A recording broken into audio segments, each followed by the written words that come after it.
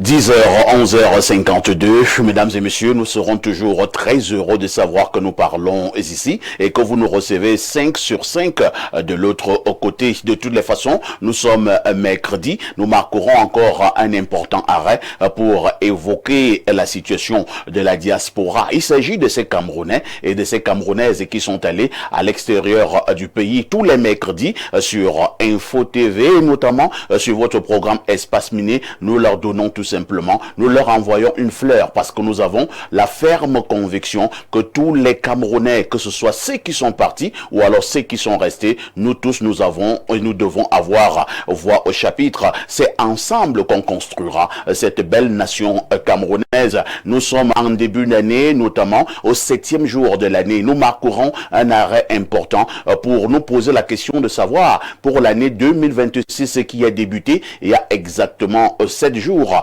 quel pourrait être l'impact de ces Camerounais de l'extérieur au niveau justement du pays? Quel impact pour la diaspora pour l'année 2026? C'est la problématique majeure, la problématique essentielle et certainement profonde que nous soumettons à votre appréciation dans le cadre justement de cette autre production de votre émission Espace Miné. Tout à l'heure, nous irons du côté des kiosques au Cameroun pour avoir la température qui prévaut de ce côté. Tout à l'heure également, vous aurez, comme cela se doit, votre dénonciation du jour. On ne le dira jamais assez. Votre fidélité continuera à nous honorer. Vous êtes en direct d'Info TV. C'est votre chaîne de télévision qui monte et qui monte encore. Samuel Bonjour, bonjour.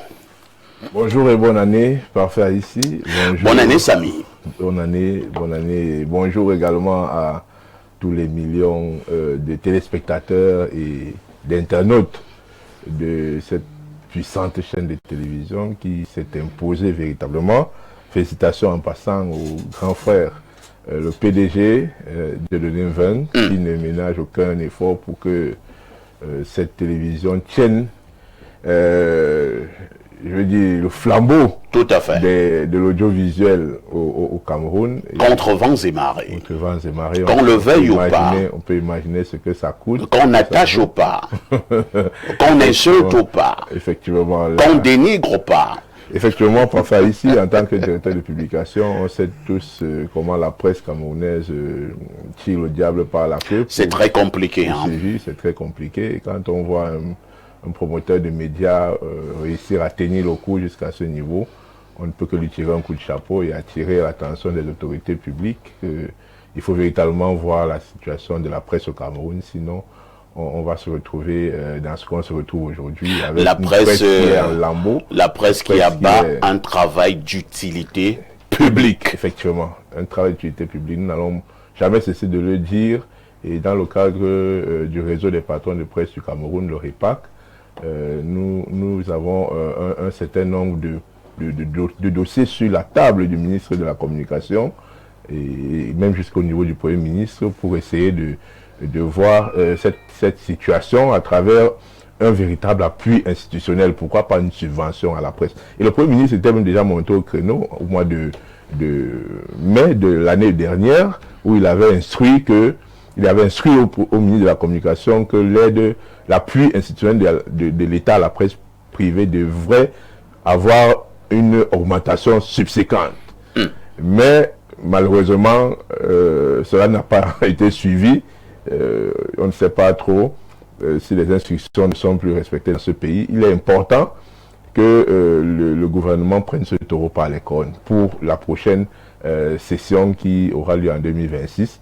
Que la presse puisse véritablement avoir une véritable subvention ou alors un appui consistant, comme dans d'autres pays. Samuel Bonjour, je me suis levé ce matin avec une question peut-être idiote. Est-ce qu'un pays peut tenir sans la presse, sans les médias? Non, c'est impossible. Aujourd'hui, à l'ère de la démocratie, la presse est le véritable baromètre de la démocratie dans un pays. C'est pour ça que les classements que nous avons au niveau international sont mauvais parce que dès l'entrée dans un pays, au niveau de l'aéroport, on voit les titres qui qui sont affichés. On s'intéresse déjà à lire les titres des journaux. C'est un réflexe. C'est un réflexe de tout voyageur. Lorsque vous allez dans un pays, vous devez d'abord vous préparer sur qu'est-ce que la presse dit de ce pays. Qu'est-ce que pour avoir la température de ce qui vous attend. Si vous allez dans un pays où ça tire de partout, les balles sont à tort et à travers dans les rues, vous n'allez pas y aller. C'est la presse qui va vous renseigner que ce pays-ci est un pays à risque, ce pays c'est un pays dangereux.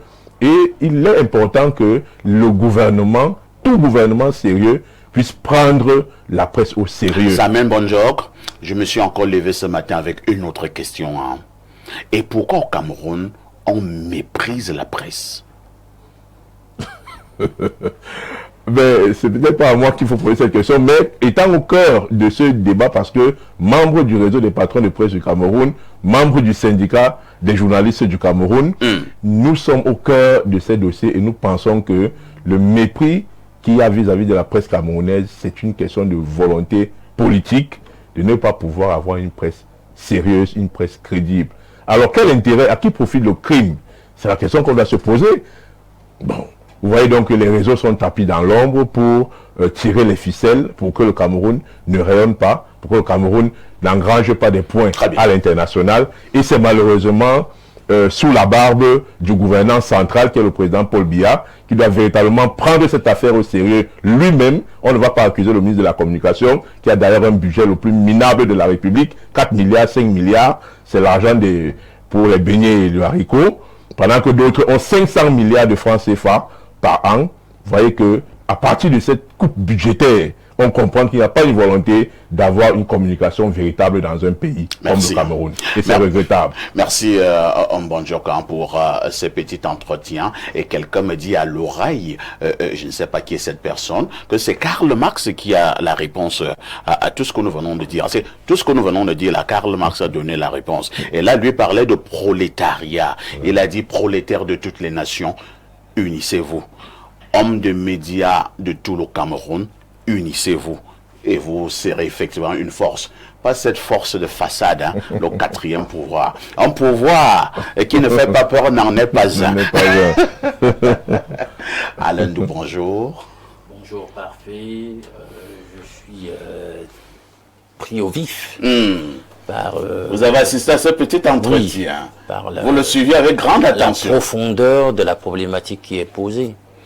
Lorsqu'on parle des critères qui doivent permettre d'évaluer une démocratie, on prend en compte la presse, ses problèmes, le respect de sa liberté, son financement. Justement, on dit l'argent, c'est le nerf de la guerre. Quand vous regardez justement la ligne budgétaire accordée à la presse, il y a donc une ingénierie politique assumée de précariser la presse. C'est aussi simple que ça. Parce qu'un tel pouvoir, on dit souvent c'est le quatrième pouvoir. Moi j'ai toujours dit, en fait ce n'est même pas le quatrième, c'est le pouvoir, le vrai. Il précède tous les autres, pourquoi? Parce qu'il est suppléant, pour la seule raison qu'en réalité les trois autres dépendent de lui. On ne dit pas sans communiquer. La communication est un aspect fondamental de toutes les relations humaines. On ne fait pas sans communication. C'est-à-dire que quelle que soit la nature des relations sociales, quelle que soit la nature des entités, tout le monde recourt à cette fonction, la fonction de communication. Donc elle est incontournable. Alors expliquez comment, si telle est l'importance de la fonction en question, comment elle a un budget aussi insignifiant. Aussi minable. Justement, on doit maintenir ce pouvoir, on doit le tenir en laisse. On doit le dociliser. Et justement, vous savez que cyniquement, lorsque vous voulez tenir un peuple, c'est Aristote d'ailleurs qui l'avait dit, quand un tyran veut maintenir docile un peuple, il le précarise. Et vous savez ce que Joseph Goué lui l'avait dit? Il faut attacher l'esclave au poteau du besoin. Toujours. Il est malléable quand c'est fait. Alors, on est dans une situation où justement, en dépit de toute la bonne volonté pour essayer d'unir la corporation, ça ne va pas marcher en raison de cette précarité. Parce que tout le monde n'aura pas, ne partage pas les mêmes enjeux. Il y a des gens qui doivent survivre. Et il suffira justement qu'on jette quelques miettes ils vont se... Comme des chiens. Ils vont se vautrer dessus, etc. etc. C'est justement au travers donc, de ces miettes qu'on divise et qu'on fragilise la corporation. Et finalement, on vous tient. On tient tout le monde. On tient tout le monde. Parce que l'enjeu en démocratie, ce n'est même pas seulement le financement, mais il faut permettre l'autonomisation et l'indépendance de ce pouvoir pour qu'on parle de démocratie. Parce que la main qui donne la plupart du temps ordonne. Parce que si on se met dans une posture où l'État même donne, mais justement l'État donc voudra aussi rationner le discours la plupart du temps. Or, il ne faut pas qu'on en arrive là. On peut arriver à une situation où l'État commence à être très libéral, très fait mon de mansuétude pour cette fonction, mais veut justement encadrer le discours en réalité tenu par les médias. Et ça aussi, c'est un problème. Il faut me dire qu'au niveau international, le Cameroun a ratifié un certain nombre de conventions et d'accords qui lient notre pays au respect de ce qu'on appelle la charte de Munich, qui impose quand même à tout gouvernement, à travers la Fédération internationale de journalistes, de respecter un certain nombre d'indépendance, de liberté de la presse. Et cela va avec les financements. C'est pour ça que les pays, même en France, la presse est subventionnée. Même dans les petits pays qu'on appelle petits pays aujourd'hui, qui sont devenus des très grands pays à travers la Coupe d'Afrique des Nations, on voit comment les petits pays malmènent des grands pays. Au Gabon, la subvention qu'on donne aux médias, c'est de l'ordre du milliard. Dans les pays comme le Burkina Faso, la Côte d'Ivoire, ce sont des milliards de francs. Mais au Cameroun, on se retrouve en train de donner 56 millions de francs CFA à toute la presse. Et on ne donne pas le chiffre. On se félicite de ce que il y a une raison. Samuel, ne donne pas le chiffre. Parce que quand nos amis du Bangladesh entendent ça, qu'au Cameroun, financement de la presse, toute une année, 56 millions. Ça n'appelle même parce qu'un seul média peut avoir au Gabon. Un seul média. Il y a des ministres qui font leurs achats en un week-end à hauteur de 60 millions. C'est-à-dire, un week-end, ces achats. On se retrouve en train de donner au directeur de publication 300 000 francs. On se retrouve en train de donner par an. On se retrouve en train de donner dans l'appui institutionnel 800 000 francs à un média. C'est une fois par an. Voyez-vous, ce n'est pas de la faute du ministre de la Communication. D'ailleurs, lui-même, c'est le ministre le plus pauvre. Mais pourquoi de la République, il a 4 milliards de francs CFA, le pauvre. Même mais il doit aider à l'Assemblée nationale du ministère de la Communication sont les fonctionnaires les plus misérables de la République. Et pourtant, c'est le porte-parole du gouvernement. Voyez-vous ce que ça peut représenter. De toutes les façons, c'est un sujet extrêmement intéressant, extrêmement pertinent, extrêmement important. Nous y reviendrons. On comprendra pourquoi au Cameroun, on méprise tant la presse. 10h, 11h52. Qui dit mieux?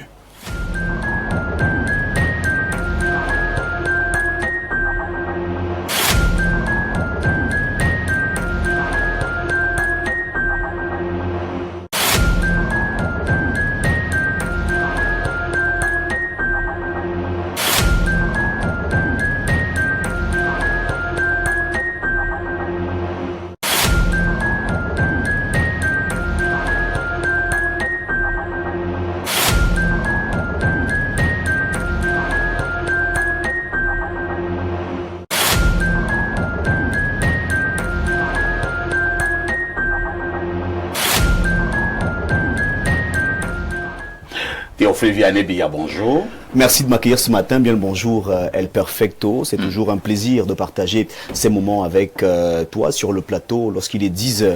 Je salue au passage ton riche et éminent panel ce matin. Théophile Vianney-Billa, à chaque fois qu'il nous retrouve sur ce plateau, il faut comprendre qu'on doit déjà faire un tour au niveau des kiosques TVB. Que disent les journaux? Les journaux qui sont disponibles en kiosque ce matin, parfait ici, présentent pas mal d'actualités. Nous ouvrons cette revue de presse avec un journal de la maison. Il s'agit bien sûr du journal La Météo qui s'intéresse à cette route et qui parle de la route Ebolova à Comde Kribi. La deuxième tranche de financement du bitumage approuvée. Cette information qui barre la une de ce journal est traitée de la page 2 à la page 3. Le trier hebdomadaire La Météo nous dit que la note d'information rendue publique ce 2 janvier par le ministre des Travaux publics Emmanuel Nganou-Djoumessi indique que le comité de crédit de l'assureur du prêt United Kingdom Export Finance s'est réuni le 18 décembre 2025 à Londres, en Angleterre. Information à retrouver donc dans ce journal journal qui est disponible en kiosque ce jour. Info Matin numéro 1941 de ce mercredi 7 janvier 2026 parle d'exploitation minière artisanale semi-mécanisée. Les exploitants sans autorisation dans le viseur du MINMID. Dans un communiqué rendu public ce 6 janvier 2026, le ministre par intérim des Mines, de l'Industrie et du Développement technologique, professeur Foukalistus Gentry, fait savoir que des équipes de son département ministériel sont sur le terrain pour procéder à l'arrêt des activités et à la fermeture des sites qui opèrent dans l'illégalité. Cette information est présentée de la page 2 à la page 3 du quotidien Info Matin. Retrouvons à présent Cameroun Tribune, le quotidien à capitaux publics que gère Marie-Claire Nana, qui s'intéresse aux investissements au Cameroun. L'offensive émirati est à retrouver en une de ce journal. En visite de prospection au Cameroun, un groupe d'opérateurs économiques des Émirats Arabes Unis a présenté ses projets hier au Premier ministre chef du gouvernement, Joseph Dione Ngouté. Les infrastructures de transport, l'énergie, l'industrialisation, l'agrotransformation, l'urbanisation intelligente, l'accès au logement et l'économie numérique sont quelques domaines qui intéressent ces investisseurs. D'après ce que nous dit le quotidien bilingue en page 2, Douala, il chargeait ses enfants au cannabis. Raoul, 45 ans, ingénieur, a été dénoncé à la gendarmerie hier par son épouse, opposé à ce que l'homme qui donnait déjà cette drogue à leur garçon sous diverses formes les fasse fumer. Le chef de famille faisait croire à sa femme que le cannabis purifie le sang, est bon pour la virilité et développe l'intelligence. Information à retrouver ce matin de la page 18 à la page 19 du journal Cameroun Tribune. Mutation de Georges Alain Boyomo parle de crise post-électorale, des pertes évaluées à 202 milliards francs CFA, d'après ce que nous dit le journal de Georges Alain Boyomo, qui précise que le GECAM a rendu public son rapport d'évaluation et de plaidoyer. Développement local, l'exemple d'Ayo, c'est à retrouver de la page 6 à la page 7. Grâce au transfert des compétences et des moyens ainsi qu'à la clairvoyance de son maire, Paul Ndongo-Bikor, la municipalité a multiplié son budget et réalisé plusieurs projets au cours des 5 dernières années. La construction et la réhabilitation des routes et des ponts, l'adduction d'eau potable et l'équipement des centres de santé ont changé les conditions de vie des habitants des 57 villages de cette commune. Allons en République centrafricaine avec le témoin de Francis Bonga. RCA, le choix clair d'un peuple souverain avec plus de 76% de suffrages valablement exprimés. Le président Faustin Archange Touadéra s'impose sans appel au terme du premier tour de l'élection présidentielle. Ce verdict des urnes net et massif traduit l'adhésion d'une jeunesse consciente, debout et déterminée à défendre la paix, retrouver la souveraineté nationale et la continuité de l'État. Information à lire en page 2 de ce journal qui est en kiosque, le quotidien d'information générale et d'enquête. Le témoin, la tribune parle également d'élection présidentielle en RCA en sommet de une. Faustin Archange Touadéra, réélu dès le premier tour avec 76,15%. Cette information est traitée en page 3. Santé publique d'Oumentan à son nouvel hôpital de district. Cette information est à lire en page 5. Le quotidien nous amène à Sambalima et parle des patients qui sont sous dialyse à Sambalima. Qualité des soins et accessibilité renforcée d'après ce que nous dit le journal de Jules Brice Ngaba. Le Messager s'intéresse à l'affaire Martinez-Zogo. Le bouc émissaire, ce journal s'interroge. Deux anciens cadres clés de la Direction générale de la recherche extérieure DGRE ont livré lors des audiences du 5 et 6 janvier dernier des témoignages concordants qui fragilisent l'accusation et renforcent la thèse de l'innocence de l'ex-DG Léopold Maxime Eko. Cette information est présentée ce matin en page 3 du journal de Feu Pius Ndiawe, ce journal qui est géré par Jean-François Chanon. Nous refermons cette revue de presse avec la nouvelle expression qui s'intéresse à la formation d'un gouvernement. Le profil d'un ministre digne. Dr Aristide Mono soutient que le Cameroun, ce grand pays d'intellectuels, d'hommes et de femmes charismatiques, mérite infiniment mieux que cette foire à la bouffonnerie qu'on nous offre à chaque remaniement ministériel. C'est en page 3 que la réaction du docteur Aristide Mono est à lire au journal La Nouvelle Expression. Gouvernance en Afrique, ils ont volontairement cédé le pouvoir. C'est ce que nous dit La Nouvelle Expression de la page 6 à la page 7. Venezuela, Poutine demande de libérer Maduro. Cette information est à lire en page 12 de ce journal qui est en kiosque et qui nous permet de mettre un terme à cette revue de presse Acte 2 sur Info TV ce mercredi matin. Mesdames, Messieurs, une fois encore, de votre aimable attention, infiniment merci. Et nous vous invitons à vous rendre massivement dans les kiosques pour vous procurer un journal au prix de 400 francs CFA pour que vive la presse camerounaise, imperturbable, inattaquable, intouchable, indétrônable, reste votre fidélité. Merci de nous faire confiance et merci de faire confiance à Info TV pour vous informer. Merci El Perfecto. Merci TVB pour toutes ces informations fraîches parues donc en kiosque au Cameroun. Avec le journal Mutation, nous allons encore féliciter un élu local au Cameroun. Nous l'avons souvent martelé ici. Nous ne sommes pas seulement là pour dire quand ça va mal, mais nous devons également avoir la sincérité de revenir et de souligner quand ça va aussi bien. Bien sûr. C'est ça aussi le rôle de la presse. Exact. Félicitons le maire. Le maire de la commune d'Ayos. De la commune d'Ayos. Paul Ndongo Bikoy. Exact. Je le redis sur ces mêmes antennes, je n'ai jamais rencontré ce maire. Mais le travail qu'il a bas du côté de la ville d'Ayos est remarqué et remarquable. Oui, nous sommes là dans l'Union Infoumou et en plein cœur d'Union Infoumou se trouve donc la belle ville d'Ayos qui aujourd'hui est un paradis sur terre parce que lorsque vous faites un tour de ce côté, vous constatez que le maire est d'attaque, il est sur le terrain pour le bien des populations. Il réalise des chantiers, notamment sur le plan routier et même sur le plan sanitaire, sans oublier les adductions d'eau qui permet à ces populations d'avoir. Il faut tout simplement dire que de ce côté, les populations saluent le travail abattu par leur maire et nous ne pouvons que saluer également ce travail ce matin dans cette tribune. Nous saluons donc le travail qui est abattu par Paul Ndongo Bikoy, c'est le maire de la commune d'Ayos. C'est ce que nous demandons à tous les autres maires de faire. Nous ne leur demandons pas de nous donner le sexe des anges. Zéro. Nous demandons simplement qu'ils fassent le travail de la manière la plus simple. Exact. Et quand nous avons dit cela, on dit donc à TVB que nous nous retrouverons demain 10h. Avec le même plaisir, le même bonheur. Le temps pour nous d'accueillir Micheline Dikoumé qui nous a également, je pense que je prononce bien. Bonjour. Bonjour monsieur ici, bonjour à tout le riche panel. Je suis Michel. Florence Dikoumé. Il n'y a qu'un pas entre Michel et Micheline. Non, Micheline, c'est la petite Michel. Moi, je suis Michel. Ah, vous êtes une grande Micheline. C'est une grande Micheline. Michel Dikoumé est donc une grande dame que vous connaissez vous avez suivi sur bon nombre de plateaux. Elle est internationaliste. Elle va diminuer l'espace avec nous ce matin. Comment vous allez, madame? Michel Florence se porte bien, elle va bien. Merci pour l'amitié que vous me faites aussi, monsieur, ici, de me convier, n'est-ce pas, sur votre plateau. Ça a été un plaisir renouvelé lorsque l'invitation est arrivée hier, parce que c'est l'occasion de vous le dire. Vous avez dit de féliciter ceux qui se comportent bien dans leur travail. Je voudrais également vous présenter mes félicitations parce que Espace Miné est devenu une plateforme où il y a des inconditionnels qui tous les matins, 10 heures, lorsque Espace Miné n'est pas là, on sent un peu le malaise à la maison parce que ça accompagne les travailleurs domestiques et ceux qui ne travaillent pas à ces heures-là, qui sont à la maison, ça comble un peu ces heures creuses. Donc, félicitations à vous, monsieur, ici. Merci, Michel. Et comme vous êtes donc internationaliste, ça va un peu dans tous les sens du côté du Venezuela. Quel est le regard de l'internationaliste que vous êtes? Mon regard sur le Venezuela, d'entrée de jeu, est un regard assez triste. Il est triste pourquoi? Parce qu'une seconde fois encore, les États-Unis, qui se veulent la plus grande démocratie au monde, viennent de nous démontrer le contraire. On a crié il y a plusieurs années que ces États-Unis se comportaient, n'est-ce pas, en marge du droit international, en violation de toute la norme internationale édictée, n'est-ce pas, par les Nations Unies, et qui plus est encore fait partie du Conseil de sécurité des Nations Unies, qui a un droit de veto, c'est-à-dire quoi? Les grandes puissances, ceux qui dictent dans le monde.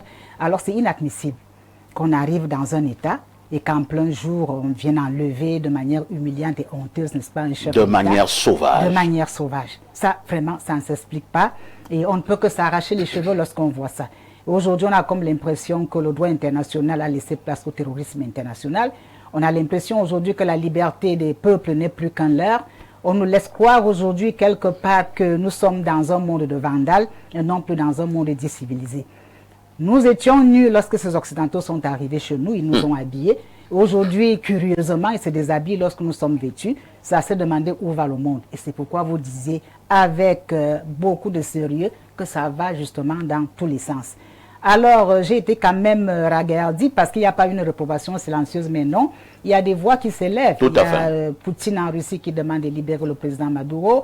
Nous avons la Chine qui a dit que ce qu'elle est en train de voir est de l'inadmissible. Il y a même la population vénézuélienne elle-même qui est dans les rues. Ce sont des images qu'on ne nous montre pas suffisamment. On veut nous faire croire que c'est la liesse populaire que nenni. Ces populations réclament, n'est-ce pas, le retour de leur président et demandent à ce que les États-Unis respectent la souveraineté, n'est-ce pas, du Venezuela. Et c'est ce que nous demandons tous, que les États-Unis respectent un peu la souveraineté de tous les États. Hier, on l'a vu, hein, faire ce type de sabotage au nord du Nigeria, prétextant, n'est-ce pas, abattre des djihadistes qui oppriment les chrétiens. Qui leur a demandé cela? Nous n'en avons pas besoin, d'autant plus que dans le Sahel africain, les djihadistes dictent leurs lois depuis la nuit des temps. Il a fallu que les trois de l'Alliance du Sahel disent non pour qu'il y ait du répit. Il y a aujourd'hui ces mêmes États-Unis qui étaient déjà en Afghanistan, qui n'ont pas éteint toutes les cellules dormantes, n'est-ce pas, du terrorisme, qui sont repartis la queue basse, prétextant de ramener l'Afghanistan à la civilisation, qui le leur demande. Est-ce que ce n'est pas parce que, Michel, l'on a dit depuis des décennies que les États-Unis étaient le gendarme du monde? Ils se comportent comme tel, mais qui l'a dit? Ce n'est dit nulle part. Dans le Conseil de sécurité des Nations Unies, nous avons 5 États qui sont les États les plus industrialisés dans le monde, les États-Unis, la Chine, la Russie, la Corée du Nord et l'Europe. L'Europe même d'abord, entre guillemets, parce que ça c'est l'occasion de dire aux Africains que c'est vous qui donnez cette place à l'Europe dans le Conseil de sécurité. Parce que les 14 États francophones qui sont soumis à la France permettent à la France d'avoir cette place et qui la concèdent, n'est-ce pas, à l'Europe. Donc il suffit aujourd'hui que nous demandions une place au sein du Conseil de sécurité que l'Europe n'y sera plus. Alors nous voulons que soit le Nigeria, soit l'Afrique du Sud occupe cette place-là. Entre-temps, pour terminer, hein, Michel Dikoumé, nous parlons là des États-Unis. Ils ont donc enlevé tout un président de manière sauvage, de manière ordurière. Nous nous contentons tout simplement des condamnations. Est-ce que nous allons nous limiter aux condamnations? Qu'est-ce que nous devons faire pour que les États-Unis comprennent quand même que les choses ont évolué? Si nous ne faisons rien, est-ce que ça ne va pas tout simplement rassurer ceux qui pensent effectivement que les États-Unis restent la première puissance du monde? Avant de le dire déjà, les États-Unis sont à leur second coup dans le genre en Amérique latine. Nous avons vu au Chili par le passé le président Noriega qui avait été enlevé de la même façon. Tout à fait. Ça, ce n'est qu'une répétition. Donc, qu'est-ce qu'on fait aujourd'hui? Est-ce que nous devrons tous être propriétaires d'une arme nucléaire? Je crois que nenni. Mais l'embargo diplomatique sur, n'est-ce pas, la fourniture des matières premières, il suffit qu'aujourd'hui, dans l'ensemble... Voilà une solution proposée. Une solution. Qu'on mette, n'est-ce pas, les États-Unis sur embargo, personne ne lui vend plus rien et personne n'achète rien aux États-Unis. Cela irait. Nous avons, par exemple, vu la guerre commerciale entre la Chine et les États-Unis qui a mis de son temps. Mais il suffisait que beaucoup d'États accompagnent la Chine dans ce combat-là aujourd'hui qu'il y aurait eu des lignes de démarcation. Alors nous avons besoin de la vaste solidarité internationale dans ce sens-là pour pouvoir dire non aux États-Unis et pouvoir contrer cette avancée. Merci pour le regard de l'internationaliste ce matin. Hein. C'est ce que je dis habituellement, au-delà de la beauté, on devrait aussi avoir des têtes bien faites. 10h, 11h52, espace miné.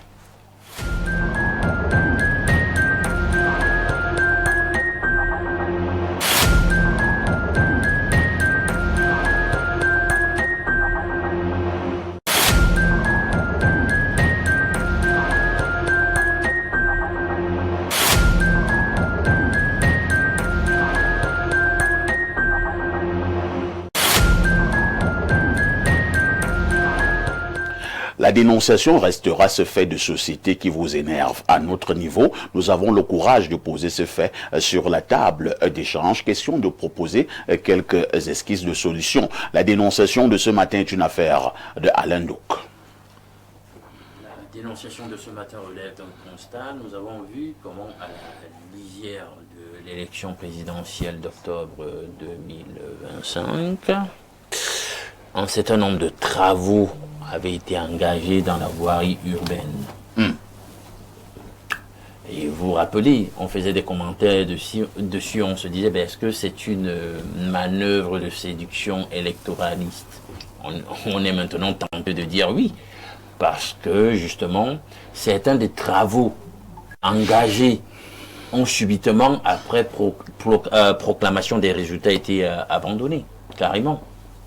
Et la situation de certaines voies est plutôt catastrophique. catastrophique maintenant. C'est-à-dire que comparé à l'état qui était celle de ces voies-là avant l'initiation des travaux, on a l'impression qu'on a plutôt créé, c'est-à-dire qu'on a aggravé le problème. Je ne sais pas si vous passez là, quelqu'un parmi vous est passé du côté de Dakar vers le bas ici. C'est très grave. Je dis c'est terrible. La route n'existe plus. C'est comme la voie est une succession de dodanes. Et puis, comme nous sommes en saison sèche, la poussière qui s'y dégage, c'est terrible. Imaginez donc, à contrario, que nous soyons en saison de pluie, à quoi ça ressemblerait? La boue. Du côté de la cathédrale ici en haut, là, en Volier. La basilique. Voilà, on a aussi amorcé des travaux là-bas qui sont abandonnés. Et c'est comme ça dans plusieurs endroits dans la cité capitale. J'imagine que c'est la même chose aussi dans l'autre métropole qu'est Douala. Et peut-être au-delà de ces deux métropoles, nous avons peut-être aussi des chantiers qui avaient été amorcés comme ça et qui finalement sont à l'abandon. C'est ça que je veux dénoncer en ce matin, parce que là, ils sont venus compliquer davantage la vie des populations. Les routes sont davantage bousillées qu'initialement, et c'est totalement regrettable. C'est totalement regrettable. Hein? C'est la dénonciation de ce matin. Je pense que le constat est effectivement fait au niveau de plusieurs routes de Yaoundé, probablement également à Douala et dans d'autres agglomérations du pays. On a justement constaté qu'à l'approche de l'élection présidentielle, certains travaux ont été engagés et juste après l'élection, ces mêmes travaux ont été abandonnés. Les populations disent même, le cœur meurtri, qu'elles auraient préféré que ces gens puissent laisser l'ancien état de la route. L'ancien état de la route qui était quand même passable. Maintenant, c'est tout simplement apocalyptique. Et cela m'amène à accueillir Christine Ngabokolo. Bonjour. Bonjour, monsieur Parfait ici et bonne année. Bonne année à vous, Christine. Je ne dirais pas aux populations que vous êtes arrivé en retard. Vous l'avez déjà dit. Je présente mes excuses aux téléspectateurs. C'est indépendamment de ma volonté. Comme vous l'avez si bien dit, des problèmes de route, d'embouteillage dans la ville. Le prétexte est bien trouvé. Il faut bien qu'il y ait un prétexte.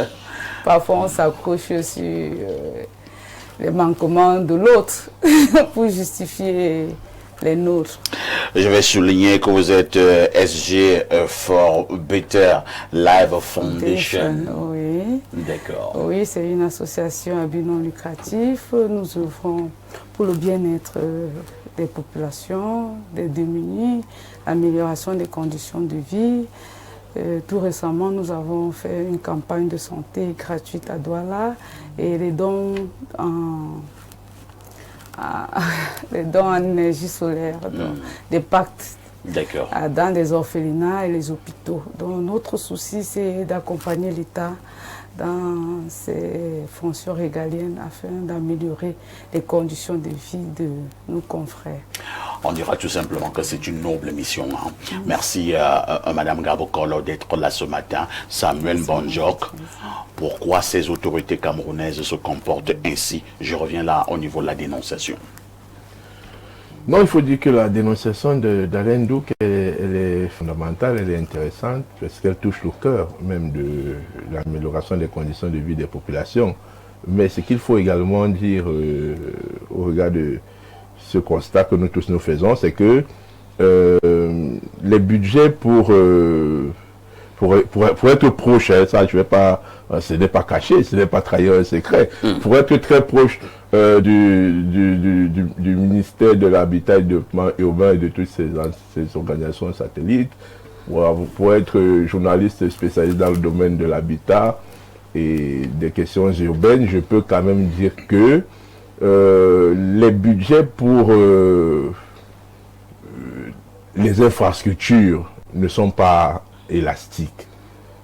Les budgets sont, nous savons que la condition économique de notre pays est assez inquiétante. Ça, le dit n'est pas Samuel de la République. Samuel Donc c'est Bonjour, attendez un peu, je vous relance. Oui. Pourquoi engager des travaux tout en sachant que les budgets, pour emprunter votre expression, ne sont pas élastiques? C'est-à-dire, nous avions déjà une route qui n'était pas très bonne. On bagarrait pour y passer. Et vous êtes venu un beau matin, personne ne vous a appelé. Vous avez détruit la route et vous êtes parti. Avant, on passait même. Maintenant, nous ne passons plus. Et vous venez nous dire à la télé que les budgets ne sont pas élastiques. Bon, j'essaie de planter le décor parce qu'il faut d'abord qu'on le comprenne. C'est une question budgétaire. Tous les problèmes que nous avons au Cameroun, que ce sont des questions budgétaires. Nous n'avons pas d'argent. Ça, il faut le dire. Même si nous en avons, beaucoup sont volés et détournés. Ce n'est pas moi qui le dis. Allez voir les rapports de la CONAC et d'autres. Donc, c'est pour planter le décor en disant que les budgets du ministère de l'Habitat ne sont pas élastiques. Les budgets des communes de ville ne sont pas élastiques.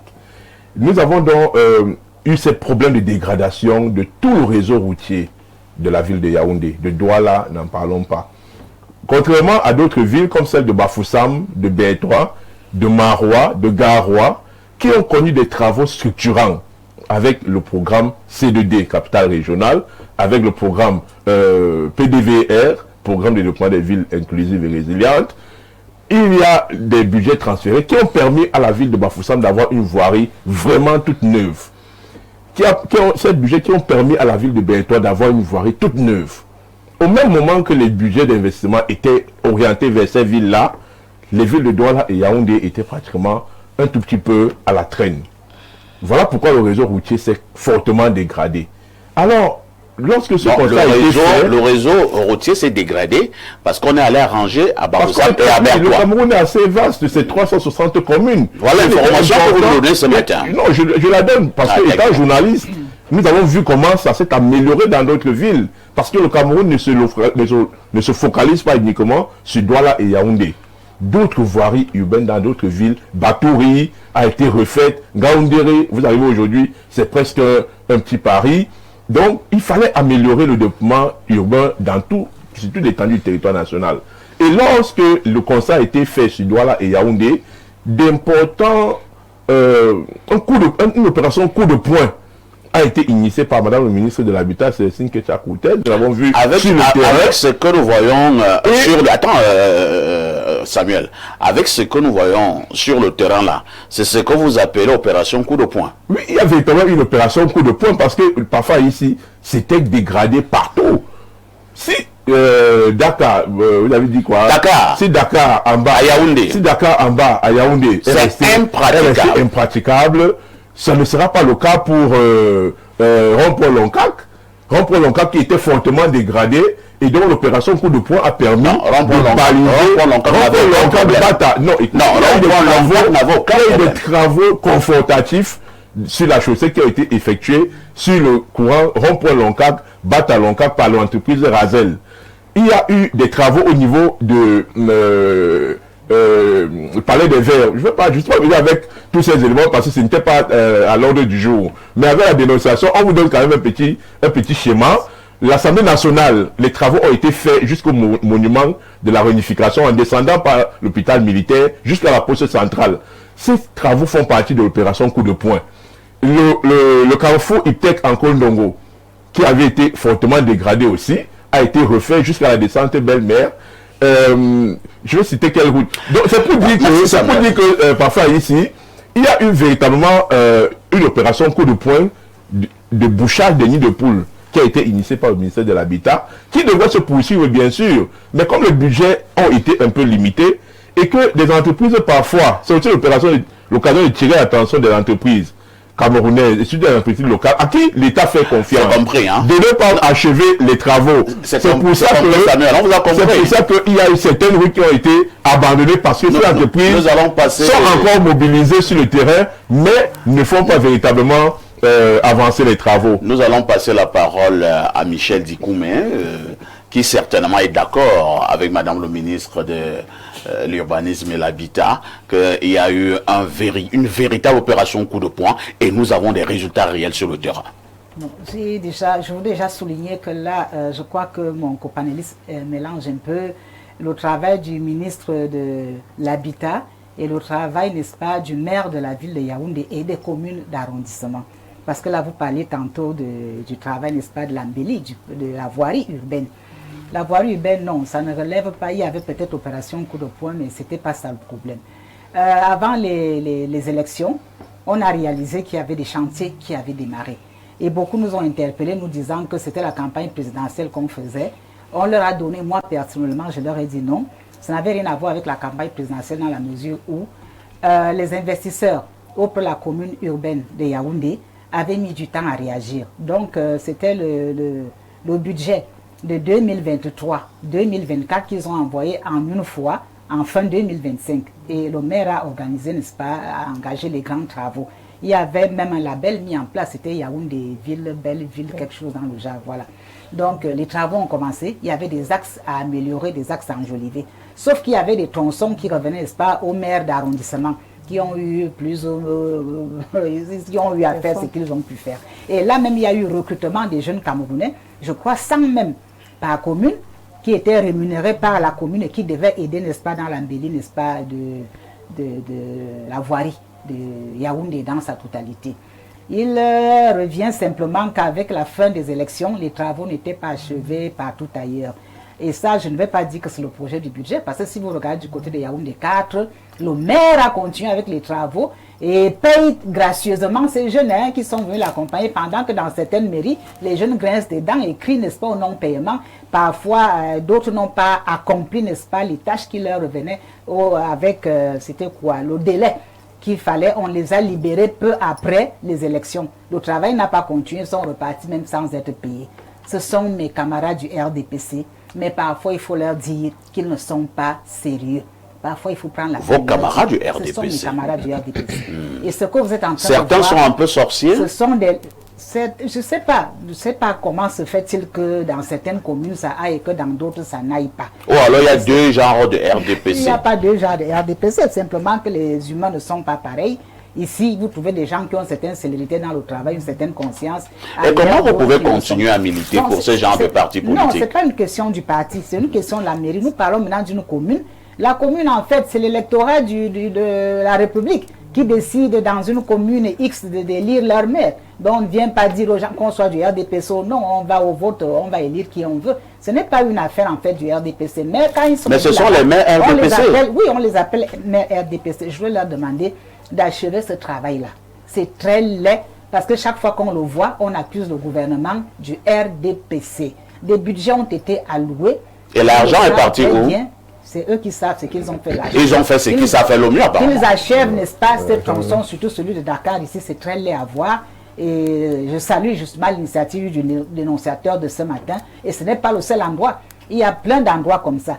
Alors, quand vous voulez parler, n'est-ce pas, de l'axe lourd, à ce moment, vous pouvez indexer Madame la ministre et dire qu'elle n'a pas fait ci, elle n'a pas fait ça. Là, il était question du BIP 2023-2024. L'argent des investisseurs est arrivé. Et c'est un argent que nous devons rembourser. Le Cameroun devra rembourser cet argent-là. C'est à ce niveau que le bas blesse. Il faut donc que le travail soit efficace et efficient et que les usagers de la route, n'est-ce pas, retrouvent, c'est-à-dire que la ponctualité dans les lieux de travail. Il est inadmissible qu'on ait une émission qui commence à 10h, qu'on arrive à 10h10 parce qu'il y a des bouchons dus au fait que les routes ne sont pas faites.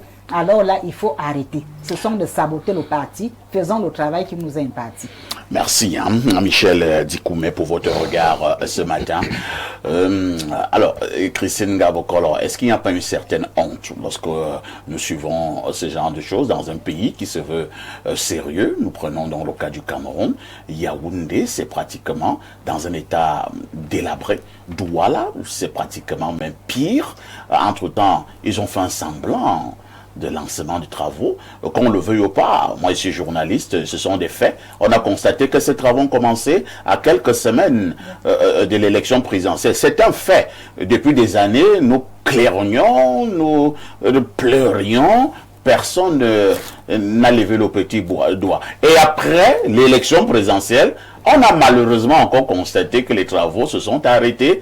Et nos routes, j'insiste, je dis qu'à l'époque, certaines routes même, c'était passable. Et ils sont venus, ils ont raclé le semblant de goudron qu'il y avait. Et maintenant, ils sont partis. C'est-à-dire que la route ne passe même plus. On dit qu'il fallait laisser comme c'était avant. C'est vrai. Est-ce que c'est sérieux, cette manière de fonctionner? Monsieur Parfait, ici, comme a dit ma consoeur, c'est pas un problème de parti, c'est un problème de personne. C'est un problème de Camerounais, c'est une mentalité camerounaise. Où on a l'impression que pour un Camerounais, si je suis à l'aise, l'autre, ça ne m'intéresse pas. Qu'il souffre ou pas, ce n'est pas mon problème. Du moment où j'ai ma 4x4 et que je peux passer librement, ça m'arrange. Or, il y a ceux qui n'ont pas de 4x4, qui n'ont même pas de vélo et qui sont obligés d'emprunter les transports en commun. Et ceux qui ont ces transports en commun, eux aussi, vous voyez, quand la voiture, avec les cases, les amortisseurs, chaque jour, quand tu fais un business, c'est pour un profit. Donc, il faudrait que nous revoyions notre mentalité. Parce que si moi, je prends le cas de la route d'Onfou, il est vrai, après les élections, ils ont commencé, ils ont arrêté. Bon, moi, j'ai compris que ils attendaient les résultats pour finir le marché. Parce que après les résultats également, ils ont arrêté. Non, avant les résultats. Dès qu'il y a eu élection, les travaux se sont arrêtés. C'est récemment qu'ils sont venus finir et matérialiser une route qui est là, qui se dégrade même, ça n'a même pas fait un mois, c'est déjà en train de se dégrader. Si on parle alors des ordures, si vous partez sur la route d'Onfou, au niveau du lycée d'Aban, vous allez, la route est même déjà en train de se fermer avec les ordures. Les populations sont obligées de brûler. Et ça aussi, c'est pas bien pour le goudron. Donc vraiment, il faudrait que ceux qui nous dirigent, ceux à qui le peuple fait confiance, qu'ils sachent qu'ils sont là pour travailler pour le peuple. Ils ne sont pas là pour travailler pour leur profit. Quand on fait la politique, on fait pour le bien-être de ses citoyens, de ses frères. On ne fait pas la politique, on ne part pas en politique pour s'enrichir. On part en politique pour apporter ce qu'il y a de mieux, ce que l'autre n'a pas pu faire. Vous parlez de la politique au Cameroun, mais ailleurs. Non, mais il faudrait bien qu'on éduque. Ah, d'accord. Oui, peut-être en parlant, un politicien va dire, bon, je vais un peu changer, même si c'est le 1 centième, même le 1 millième, c'est déjà quelque chose. Chaque fois qu'il va changer cela, et puis un beau jour, on aura un Cameroun meilleur comme on le souhaite. Merci Christine. Alain Douk, vous voyez que nous ne sommes même plus en train de gronder. Christine est en train de supplier. Ouais. On supplie les gens de faire leur travail, que pardon. Faites quand même un effort, pardon. Est-ce que vous avez oublié l'axe Dakar-Amba jusqu'à entrer Club France à Ifoulan. Nous sommes là à Yaoundé et nous disons que ce qui est valable à Yaoundé l'est également pour Douala et certaines autres agglomérations. Nous supplions des gens pour faire leur travail. C'est ça un pays sérieux? Non, justement, parce que on devrait avoir pour tout le dispositif de gouvernance d'un pays des instances et des mécanismes tant de contrôle que d'interpellation. Et j'ai l'impression que là, dès qu'il arrive au niveau des fonctions de contrôle, l'interpellation, c'est comme si on a cédé une parcelle de pouvoir aux gens, et puis chacun, s'il est sérieux, il fait comme les dispositions morales intérieures qui sont les tiennes lui permettent de faire. S'il ne l'est pas, il rend presque de compte à personne, il fait comme bon lui semble. C'est pas sérieux, c'est pas sérieux. On devrait avoir la possibilité d'interpeller les gens pour qu'ils rendent des comptes immédiatement, même dans les process. Moi, ce qui me marque, c'est que même sur les routes là qui étaient déjà endommagées, parfois tu passes, tu essaies de faire attention aux épaisseurs. Même les routes endommagées. Tout à fait. Tu te dis, est-ce que la route, si vraiment aurait pu faire long feu? Parce que tu constates qu'en réalité ici, même si tu n'es pas spécialiste du domaine, tu sens qu'on n'a pas respecté les canons. Donc non seulement on se plaint de cette espèce de laxisme, mais une fois qu'on va même leur mettre la pression telle que nous sommes en train de recourir à la pression médiatique pour les inciter à travailler, quand ils vont même le faire, on ne peut pas garantir qu'ils vont le faire selon les standards. Donc ils vont vous livrer même une route qui, après 2 mois, c'est l'épave. 2 mois, vous allez venir là en saison de pluie, vous voyez comment le fameux goudron, si on veut bien l'appeler comme ça, commence à être craquelé. Il y a tout ça. Le drame aussi à ceux qui réceptionnent ce genre d'ouvrage. Voilà. Ceux qui réceptionnent ce genre Donc, d'ouvrage. c'est toute une mafia, toute une combine. Alain Douk, ça me rappelle, hein, gardez le micro, je ne sais même plus c'était dans quelle zone là, dans une région, une route qui n'était pas encore livrée. Elle venait d'être faite, ça faisait à peine, je pense, 5 mois, 6 mois. La route Yabassi Bonepoupa. Yabassi Bonepoupa. Elle s'est effondrée. Oui. Une route qui n'était pas encore livrée, ça faisait à peine 6 mois. C'est la route de mon village, papa, ici. C'était juste une question de... C'est la route de votre village. C'est un mauvais traitement d'une fondrière qu'il fallait traiter par l'entreprise de Burns. Et bon, malheureusement, ça c'est pour l'autoroute là, je vais peut-être faire un petit coup de raquette hein, à mon ami et confrère en face. C'est-à-dire que sur l'autoroute, par exemple, là, de Yaoundé-Simalène, non, laisse, parce que là, on va interpeller le ministère des Travaux publics. Yaoundé-Simalène, je ne comprends pas comment sur 20 km à peine, on vous dit qu'on révise un budget qui doit aller maintenant à 434 000. C'est des chiffres qui donnent le frisson. Non, parfait. Je voulais vraiment chuter pour y revenir sur... Yaoundé a certainement été oublié pendant que les grands travaux se faisaient ailleurs. Mais Yaoundé a eu à développer un plan directeur routier qui inclut le projet cœur de ville. Ce sont les mots là qui énervent les populations. Plan directeur de ceci, plan directeur de cela. Les gens ont besoin de routes. Si vous avez les plans directeurs. Si vous arrivez en vente aujourd'hui au niveau des agents de voyage, vous allez voir qu'on a déjà commencé à casser. Parce qu'il doit y avoir dans le projet cœur de ville de Yaoundé l'aménagement du carrefour Mvan, l'aménagement du carrefour Eligfa, l'aménagement du carrefour Eligedjoa. C'est aménagé. C'est un point qui est en cours. Il y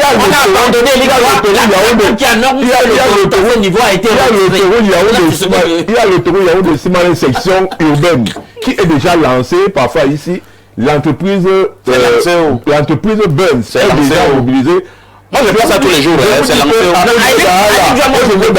Je te dis qu'à la plaque qui annonçait le grand chantier, elle a été retirée pour dire qu'il n'y aura plus rien.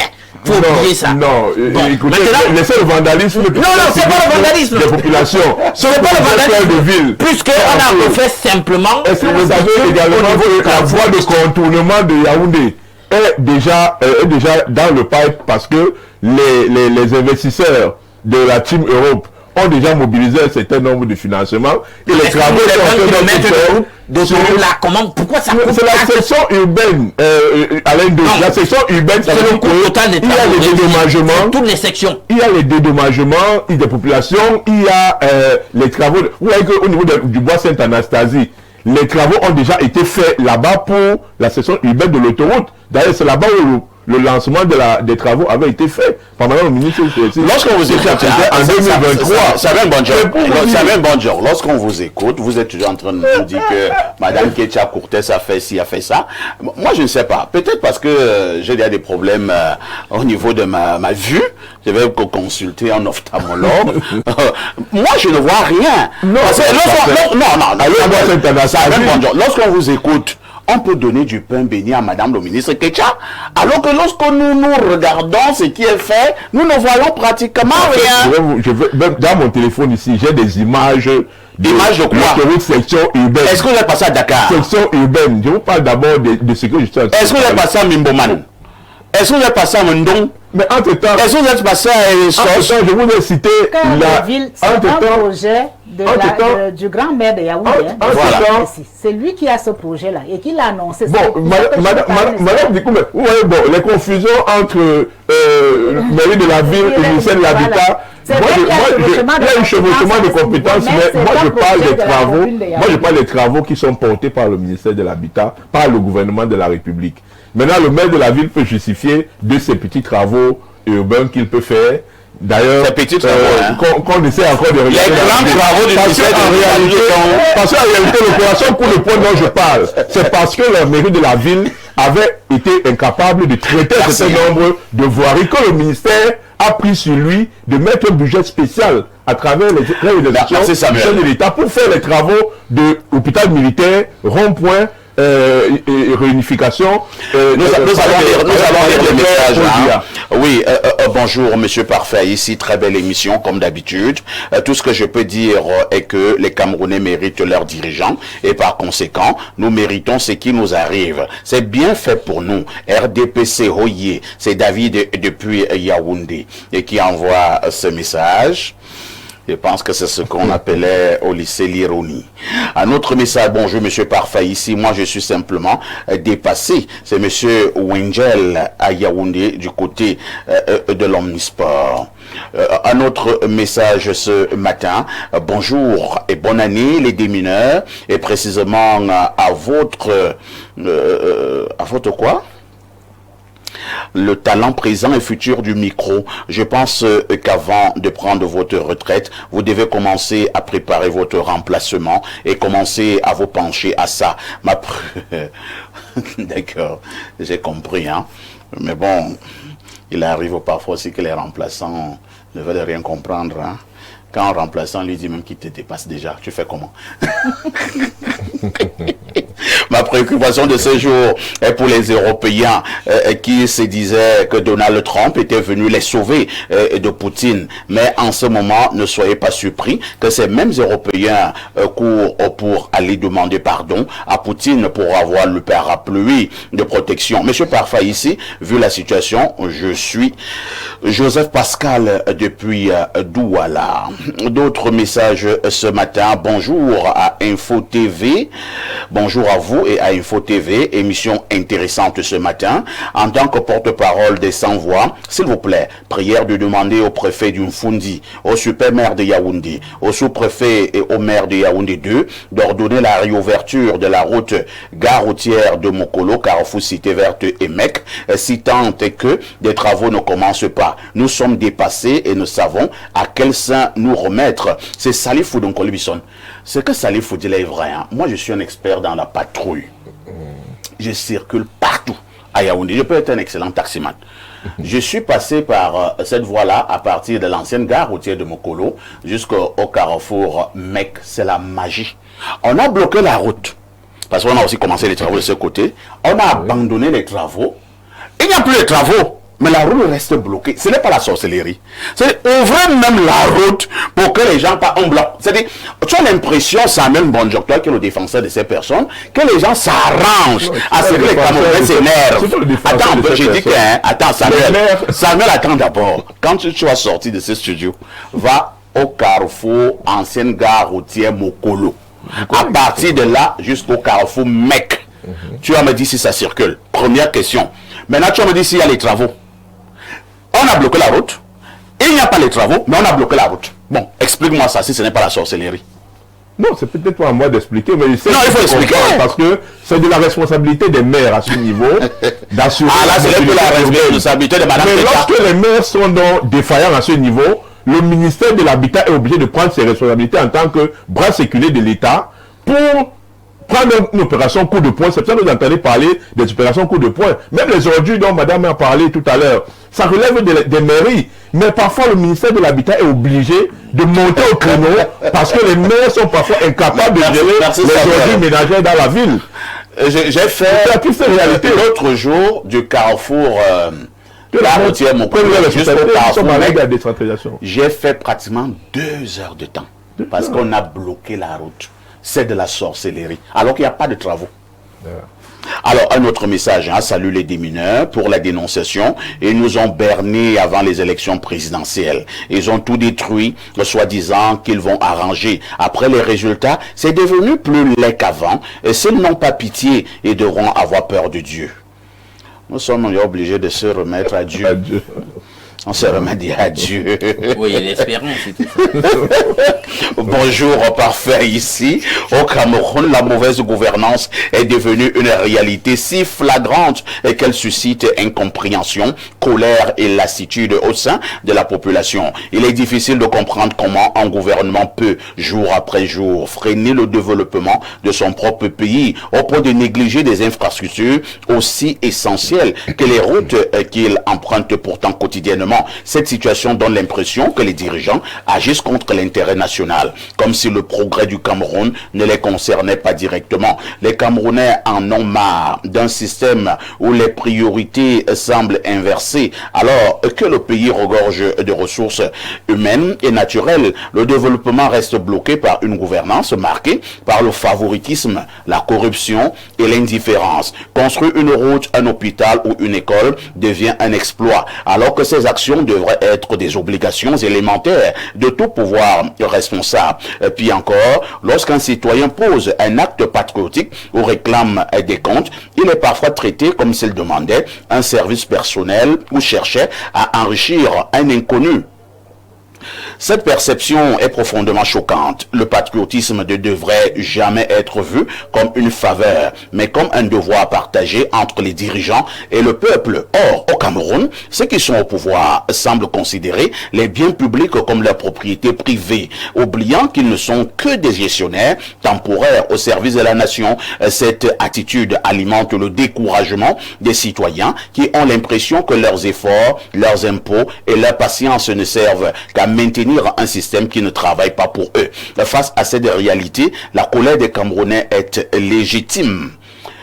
C'est encore long, hein? Je préfère m'arrêter à ce niveau parce que je pense qu'on aura eu la quintessence de votre pensée. Bonjour Lonkuta et tout ton panel. Concernant la route gare routière Mokolo, Carrefour Mec, elle ne peut pas passer pour le moment vu que la gare routière démolie a été installée en plein Colbicoq sur la chaussée. si votre raison tient, c'est encore la sorcellerie. Parfait. Oui, on nous dit aussi le tronçon Carrefour Fouda Total Omnisport. On me rappelle ça. Et justement, je suis passé par là la semaine passée. Mais les travaux sont en cours là-bas. Oui, en cours. On voit les engins quand même garés. Je pense que nous allons demander aux téléspectateurs de nous donner des endroits où ça ne va pas. C'est-à-dire, surtout des endroits où on a commencé les travaux et on a abandonné. Ce sont ces endroits-là qui nous intéressent ce matin. Et aussi les endroits où ça va aussi. Parfait. Bonjour. Souvent, c'est qu'on doit t'accuser. Tu invites des pseudo-journalistes. Non. Je ne sais pas qui est pseudo-journaliste ici. Qui sont censés dire la vérité. Et ils viennent être porte-parole du gouvernement. Même plus que les représentants du RDPC. Ces journalistes à gage qui ont pris l'argent ne les invitent plus. Ils donnent envie de les insulter. Bonne suite d'émission. David est tamé depuis l'école de poste. Je ne sais pas. Lui-même, quand on dit que tout est mauvais. Je ne sais pas. Mais tu te sens concerné, Samuel? Non, mais. Il y a plusieurs journalistes sur le plateau. Ça veut savoir. Il n'a pas prononcé ton nom. Non, mais on se comprend. Mais sauf que le journaliste n'est pas seulement celui qui a dit ce qui est mauvais. Le journaliste doit également informer les populations que ici ça a été fait, ici ça a été fait. Et les endroits où j'ai cité, les travaux sont faits. Je n'ai pas dit que tout a été fait partout quand même. Vous êtes en direct sur Info TV, vous écoutez le meilleur 10-12 en Afrique au sud du Sahara. Une touche pause s'impose.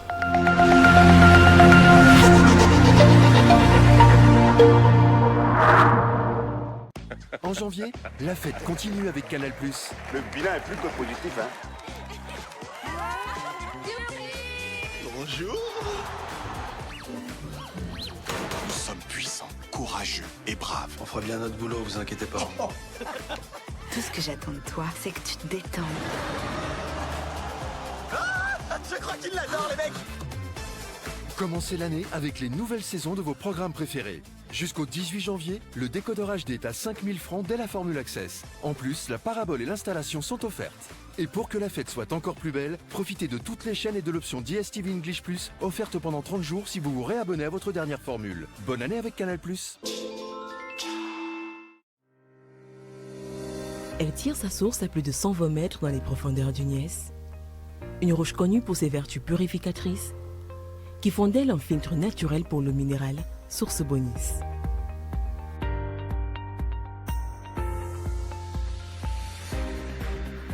Cette eau naturelle sans additifs est obtenue au terme d'un processus rigoureux de filtrage et d'analyse, ce qui vous permet d'étancher votre soif en toute sécurité. Buvez l'eau minérale Bonis, buvez la vie. Vous rêvez un cadre idéal pour vos séjours à Yaoundé, une seule adresse, Safari Hotel. Safari Hotel offre 40 chambres VIP et des suites et appartements ultra modernes. Le Safari Hotel, c'est aussi un bar-restaurant ultra chic, véritable carte postale, propice et discret pour vos moments de détente. Avec un parking avant et arrière sous vidéosurveillance et un groupe électrogène qui vous met à l'abri des coupures intempestives d'électricité. Le Safari Hotel dispose également des salles de banquet de 400 à 500 places, de conférences d'une capacité de 150 places, ainsi qu'un service traiteur pour vos événements. Votre hôtel 3 étoiles situé au quartier Sam dans le 3e arrondissement de la capitale, entre la SCDP et Garantie Express, est à 5 minutes du centre-ville. N'attendez plus, réservez au 694 77 74 68, 677 76 29 32. Au Safari Hotel, c'est vraiment du safari. Bienvenue au Welcome Gardens Hotel. Ici, chaque instant est une invitation à l'évasion. Niché au cœur de soi, à quelques minutes de l'université de Yaoundé 2, le Welcome Garden Hotel vous ouvre les portes d'un lieu où la nature et l'élégance se rencontrent. Réveillez-vous dans une chambre raffinée, baignée de lumière et pensée pour votre confort. Promenez-vous dans nos allées verdoyantes et plongez dans notre piscine géante à 2 bassins. Côté affaires, nos salles modernes de séminaires et de réunions offrent bien plus qu'un cadre de travail. Elles stimulent vos idées et subliment vos rencontres professionnelles. Côté célébration, nos somptueuses salles de mariage et de réception transforment vos moments précieux en souvenirs éternels. Côté bien-être, laissez-vous choyer dans notre institut de beauté. Évacuez le stress dans notre salle de sport, puis détendez-vous au sport bar autour d'un cocktail, d'un tournoi de billard ou d'une soirée after work. Chaque détail du Welcome Garden Hotel respire hospitalité et raffinement. Ici, tout est pensé pour que vous vous sentiez ailleurs, mais mieux que partout ailleurs. Welcome Garden Hotel, votre jardin secret. Contact 694 34 21 33 676 73 59.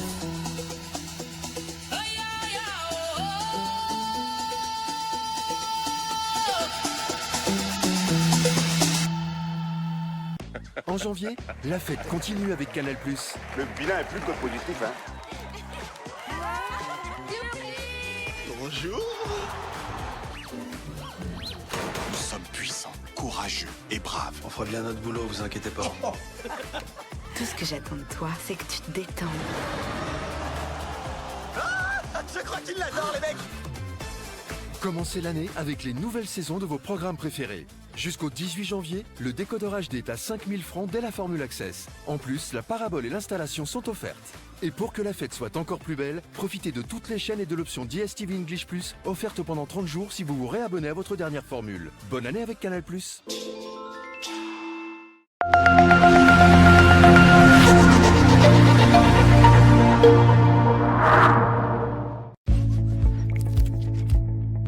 Bienvenue à la Minute Santé du côté de chez Plante de Vie. Vous avez les problèmes de taille, vous avez les problèmes qui sont énormes, vous êtes frustré tout le temps. Aujourd'hui, Plante de Vie a mis sur pied le produit OpenSex qui fait ses merveilles, qui continue d'apporter la joie, de donner la joie au couple. Les messieurs là qui ont les problèmes de petite taille, de micro-pénis, Plante de Vie a pensé à ces messieurs-là en mettant sur pied le produit appelé OpenSex. OpenSex est un produit qui permet d'augmenter la taille et le volume de l'appareil génital de manière naturelle, et ceci c'est sans effet secondaire parce que le produit il est 100% naturel, sans effet secondaire. Alors toi le monsieur qui a une taille qui ne te convient pas, tu es gêné de par la taille de ton appareil génital parce que tu as souvent ces petits moqueries autour de toi quand on dit que non, en bas là c'est petit.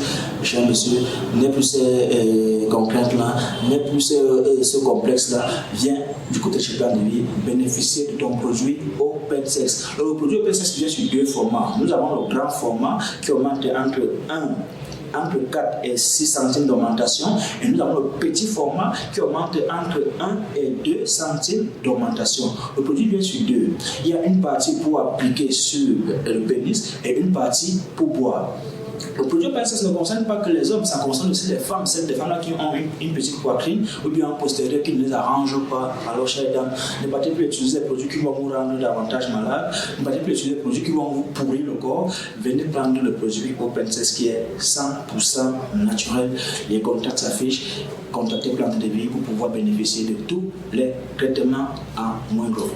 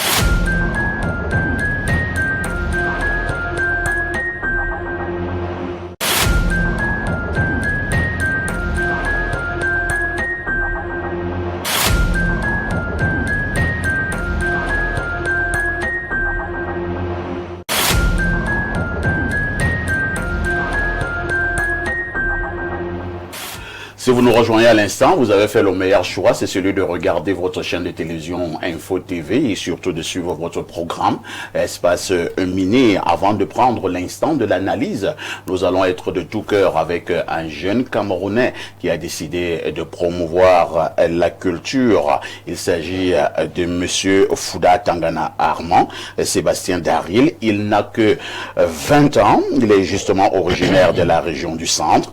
Il est étudiant en 3e année de sciences médicales. Il est candidat au concours Mister Patrimoine Cameroun 2026 et il a un projet qui est très ambitieux. Il s'agit de la transmission intergénérationnelle du patrimoine culturel camerounais aux jeunes citoyens camerounais. Et selon ce jeune Fouda Tangana Armand Sébastien Daril, il est question qu'à travers des rencontres intergénérationnelles, qu'il y ait des capsules numériques, des ateliers culturels et des actions de sensibilisation. Il souhaite se rapprocher de la jeunesse de son héritage culturel. Il est convaincu que transmettre aujourd'hui, c'est construire demain. Il s'engage d'ailleurs à faire du patrimoine une richesse vivante pour les générations futures. Il compte donc sur tous les Camerounais pour pouvoir justement l'accompagner dans cette noble mission. Nous avons pensé qu'il fallait encourager ce jeune Camerounais parce que son projet est noble. On verra d'ailleurs comment le recevoir sur ce plateau pour en parler avec beaucoup d'efficacité, pour en parler avec beaucoup de profondeur. Il n'a que 20 ans. Ils sont de plus en plus jeunes et ils ont du talent et ils ont de l'ambition. On lui dit bravo. Lorsque nous avons dit cela, nous prenons l'instant de l'analyse. Il s'agit de mercredi diaspora et on vous le disait en ouverture, 7 jours après le début de l'année, quel peut être l'impact de ces Camerounais qui sont allés de l'autre côté au niveau du pays? La diaspora camerounaise peut apporter quoi au Cameroun en 2026? Naturellement, cette même diaspora peut également attendre du pays. Je commence par Michel Dikoumé. Michel, depuis près de 2 ans, nous avons décidé, dans le cadre de notre programme, tous les mercredis, de parler de la diaspora. Nous disons, nous pouvons nous tromper, que ces Camerounais-là sont également importants pour la nation tout entière. 2026 a débuté. Quel impact concernant la diaspora? Parler de la diaspora, c'est assez pluriel parce que si nous regardons la diaspora comme des populations camerounaises installées en Occident ou hors du pays, qui payent leurs impôts là-bas, on aura donc cette diaspora plurielle-là. On parlera d'une diaspora africaine, une diaspora occidentale, voire une diaspora américaine et tout ce qu'on veut. Quel est l'impact de cette diaspora au Cameroun? Déjà, posons la question de savoir qu'est-ce que les uns et les autres y font, comment est-ce qu'ils s'y sont rendus, qu'est-ce qu'ils ont comme actifs culturels, financiers, qu'ils renvoient vers le pays. C'est à ce niveau qu'on pourrait donc se poser la question de savoir quel est l'impact, n'est-ce pas, de cette diaspora. Nous avons réalisé que sur le plan culturel, pour commencer par le petit déjà au Cameroun qui essaie déjà de se démarquer. Tout à fait, le petit à Tangana. La culture est devenue un outil de développement pour la diaspora camerounaise déjà qui se retrouve à l'étranger. Et là-dedans, je vais mêler le sport comme outil culturel. Donc, nous avons des grands noms aujourd'hui qui ont émergé, qui font parler du Cameroun dans l'Hexagone. Tout à fait. Des Samuel Eto'o-Fils, des Mbango, qui pourtant ont commencé ici, mais qui sont allés éclore là-bas et qui ont permis qu'on porte haut le drapeau du Cameroun. Tout à fait. Indépendamment de ce sport, sur le plan typiquement artistique maintenant, nous avons plein d'artistes camerounais, les Manu Dibango et tous les autres qui ont également porté haut le drapeau du Cameroun. Mais on ne s'est pas limité à ça. Nous avons également l'art culinaire qui a été importé. Nous avons le ndolé désormais qui fait partie, n'est-ce pas, de... Le bon ndolé que le célèbre joueur Mbappé affectionne. Voilà. Hein. Donc, lorsqu'on parle du ndolé aujourd'hui, c'est le Cameroun qui est représenté. Nous avons notre tissu pain-ndop. Lorsqu'on a le ndop dans l'Hexagone aujourd'hui, on sait que c'est le Cameroun qui est représenté. Donc, sur le plan culturel, déjà, pour ne me limiter qu'à cela, le Cameroun a fait feu. Et nous avons réalisé que l'apport est considérable. Bon, maintenant, sur le plan, disons, scientifique, nous avons également le Cameroun qui a apporté haut les couleurs au niveau de la NASA. Nous avons des jeunes Camerounais qu'on trouve à Harvard, qui est l'université par référence, n'est-ce pas, dans le monde. On trouve des Camerounais également qui s'y trouvent. Nous avons le jeune Sorbonne en France, nous avons une Kyrielle, là, on ne compte même plus. Hein, plein de Camerounais qui sont passés par là aujourd'hui. Et c'est la fierté du Cameroun qui est ainsi faite. Bon, maintenant, là où le bas blesse un peu, c'est que nous avons comme une fuite de cerveau. Parti à l'Hexagone, bon, on ne m'a pas demandé les points négatifs, nous sommes encore sur la porte. Non, vous faites une analyse, hein, vous êtes libre, Madame Dikoubé. Donc, c'est pour dire qu'au niveau de la fuite des cerveaux aujourd'hui, nous avons comme l'impression que le Cameroun est en train de perdre beaucoup de ses forces vives, parce que là, à cause de ce qu'ils disent, c'est pas moi qui le dis, ils évoquent la malgouvernance, ils évoquent la pauvreté, ils évoquent un peu... le travail au rabais par rapport aux compétences académiques et ils s'en vont. Donc c'est une perte considérable également. Bon, parce que si nous voulons parler, n'est-ce pas, du plan des actifs financiers qui reviennent, c'est trop faible. Nous avons l'une des diasporas les plus atones en Afrique, parce que si on compare un peu avec ce que le Mali et le Sénégal font un peu, le Cameroun, ce n'est pas tout à fait ça, parce que quand on revient sur les statistiques, nous sommes à 9%, n'est-ce pas, d'un apport d'actifs financiers, n'est-ce pas, des nôtres qui partent de l'Hexagone pour ici, ce qui est tout à fait faible. C'est vrai que cette diaspora-là vous rétorquera qu'elle a beaucoup de blocages au pays. Elle a des blocages, oui, j'en viens. Donc c'est pour vous dire que quelque part, cette diaspora qui connaît des problèmes de double nationalité aussi, parce que c'est ça le véritable problème, c'est un problème qui est en débat à l'Assemblée nationale, c'est un problème qui est à résoudre, mais qui connaît quelques petites avancées. Parce que j'ai assisté personnellement au niveau de l'Assemblée nationale à une grande concertation entre cette diaspora et le président de l'Assemblée nationale et beaucoup de ministères de souveraineté ce jour-là, où on leur a promis beaucoup de choses, ainsi que le président des villes unies du Cameroun, qui est un... Est-ce que ces choses-là ont été réalisées?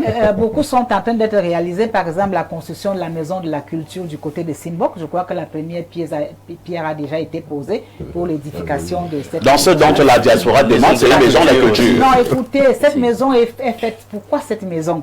Cette maison est faite justement pour la complainte et la préparation, n'est-ce pas, de ceux de nos enfants qui veulent aller de l'autre côté, histoire de ne pas aller se perdre. Aller et conserver, n'est-ce pas, les valeurs du pays. Et maintenant permettre à ceux qui y sont, lorsqu'ils ont des investissements et des choses à pouvoir faire au pays, de s'y asseoir avec le gouvernement et de voir ensemble quelles sont les avancées, les limites, qu'est-ce qu'ils apportent, qu'est-ce que le gouvernement peut mettre en sus pour la réalisation de beaucoup de projets.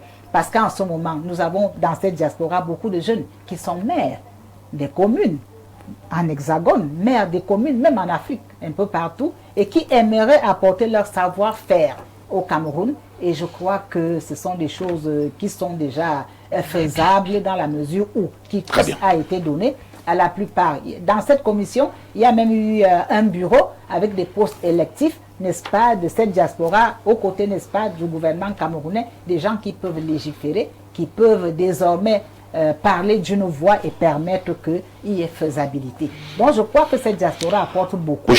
Mais au niveau des actifs financiers, parce que là aussi c'est une question, n'est-ce pas, du circuit monétaire international qui ne permet pas aussi, c'est-à-dire qu'une saignée financière d'un pays pour un autre, donc à ce niveau, ils connaissent quelques problèmes aussi. Mais simplement, nous avons réalisé qu'ils enjolivent un peu trop le niveau de vie de certains Camerounais dans leur famille.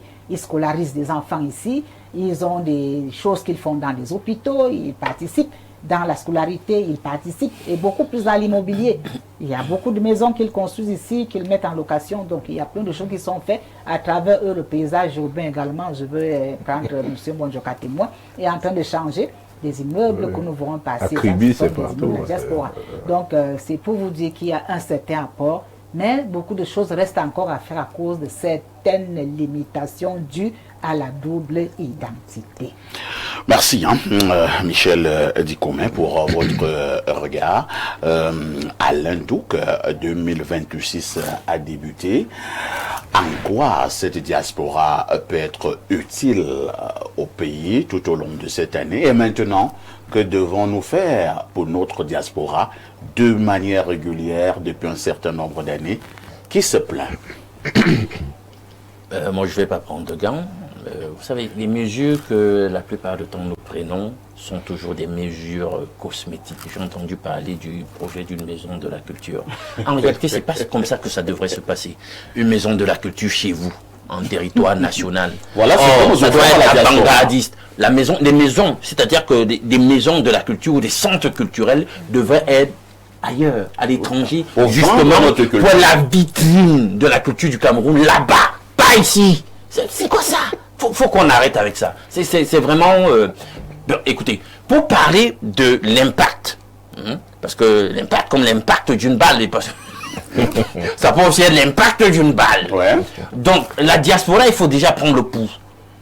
Nous sommes sortis d'une élection présidentielle. Il faut déjà voir. Ça, c'est les chiffres. Moi, je ne vais pas... C'est les chiffres. Est-ce qu'elle a voté pour le régime en place? La réponse est non. Et si la réponse est non, ça veut dire qu'ils vous envoient le signal qu'ils ne sont pas contents de ce qui se passe là-bas, de l'autre côté, à la maison. Et s'ils ne sont pas contents, ils ne vont pas réagir dans le sens d'aller et d'accompagner ceux avec qui ils ne sont pas d'accord. C'est le bon sens. On n'a pas besoin d'être un grand analyste pour comprendre qu'en réalité, c'est le bon sens qui nous prescrit de penser ça comme ça. Donc du coup, il y a un chapelet énorme de frustration. On a parlé tout à l'heure de la question de la double nationalité, le verrou d'une disposition de 1968 qui continue sempiternellement à ficeler la nature des rapports entre la diaspora et les nationaux. Ça, c'est un grief qu'il voudrait voir résolu. Mais je vous vois que jusque-là, on n'est pas en train d'aller dans le sens de lever ce verrou. Alors, du coup, il y a toute l'économie de... Pourtant, en 2011, le président de la République était allé du côté de l'Hexagone, où il a rencontré ces diasporas. Prioritairement, ce problème de double nationalité avait été posé sur la table. Et le président de la République leur avait dit, ce sera résolu. Mais ça fait déjà plus de 20 ans. Oui, il faut aussi replacer cette démarche du président dans le contexte de l'époque. On était quand même à la lisière d'une élection présidentielle. Ah, donc c'était des paroles d'ordre politique. On est obligé de comprendre ça comme ça, parce qu'on était quand même dans un contexte... Le président a berné la diaspora? Bon, c'est à lui de voir, parce que jusque-là, 2011 à aujourd'hui, et moi, tel que je suis en train de voir les choses, je vous ai dit, c'est la loi de la causalité. Les mêmes causes vont produire les mêmes effets. Quand les gens sont vraiment animés par une volonté de muer les choses, on le voit. Et là, si depuis 2011, après 2011, n'oublie pas, il y a eu la grande conversation du grand dialogue national où le même sujet a été posé sur la table avec des résolutions. Mais on a vu que dans le chapelet des résolutions, on n'a pas beaucoup avancé. Donc nous sommes donc dans un système qui se caractérise par un certain laxisme à la résolution dans des griefs que cette diaspora a à l'encontre du pays. Donc du coup, l'impact ne sera pas positif. Il pourra stagner. C'est-à-dire que ce qu'ils ont toujours fait jusque-là, à minima, et c'est ce que Mme Dikome relevait tout à l'heure, ce qu'ils ont toujours fait à minima, et je le répète, c'est insignifiant. Dans l'océan des choses que cette diaspora peut faire, c'est peut-être ça qu'ils vont continuer de concéder. C'est-à-dire prendre soin d'un certain nombre de besoins domestiques au niveau du pays, concernant leurs relatifs, leur famille, etc.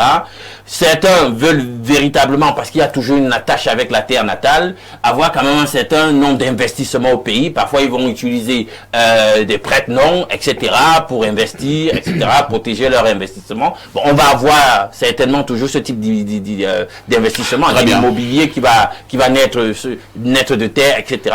On aura toujours un petit nombre de transferts de fonds. On sait bien qu'en réalité, ça ne représente d'argent pour enterrer les oncles au village. Voilà, c'est rien du tout. C'est rien du tout. Or, c'est pas ça qui va impulser véritablement le développement du pays. C'est pas ce type d'investissement ou ce type de transfert de fonds.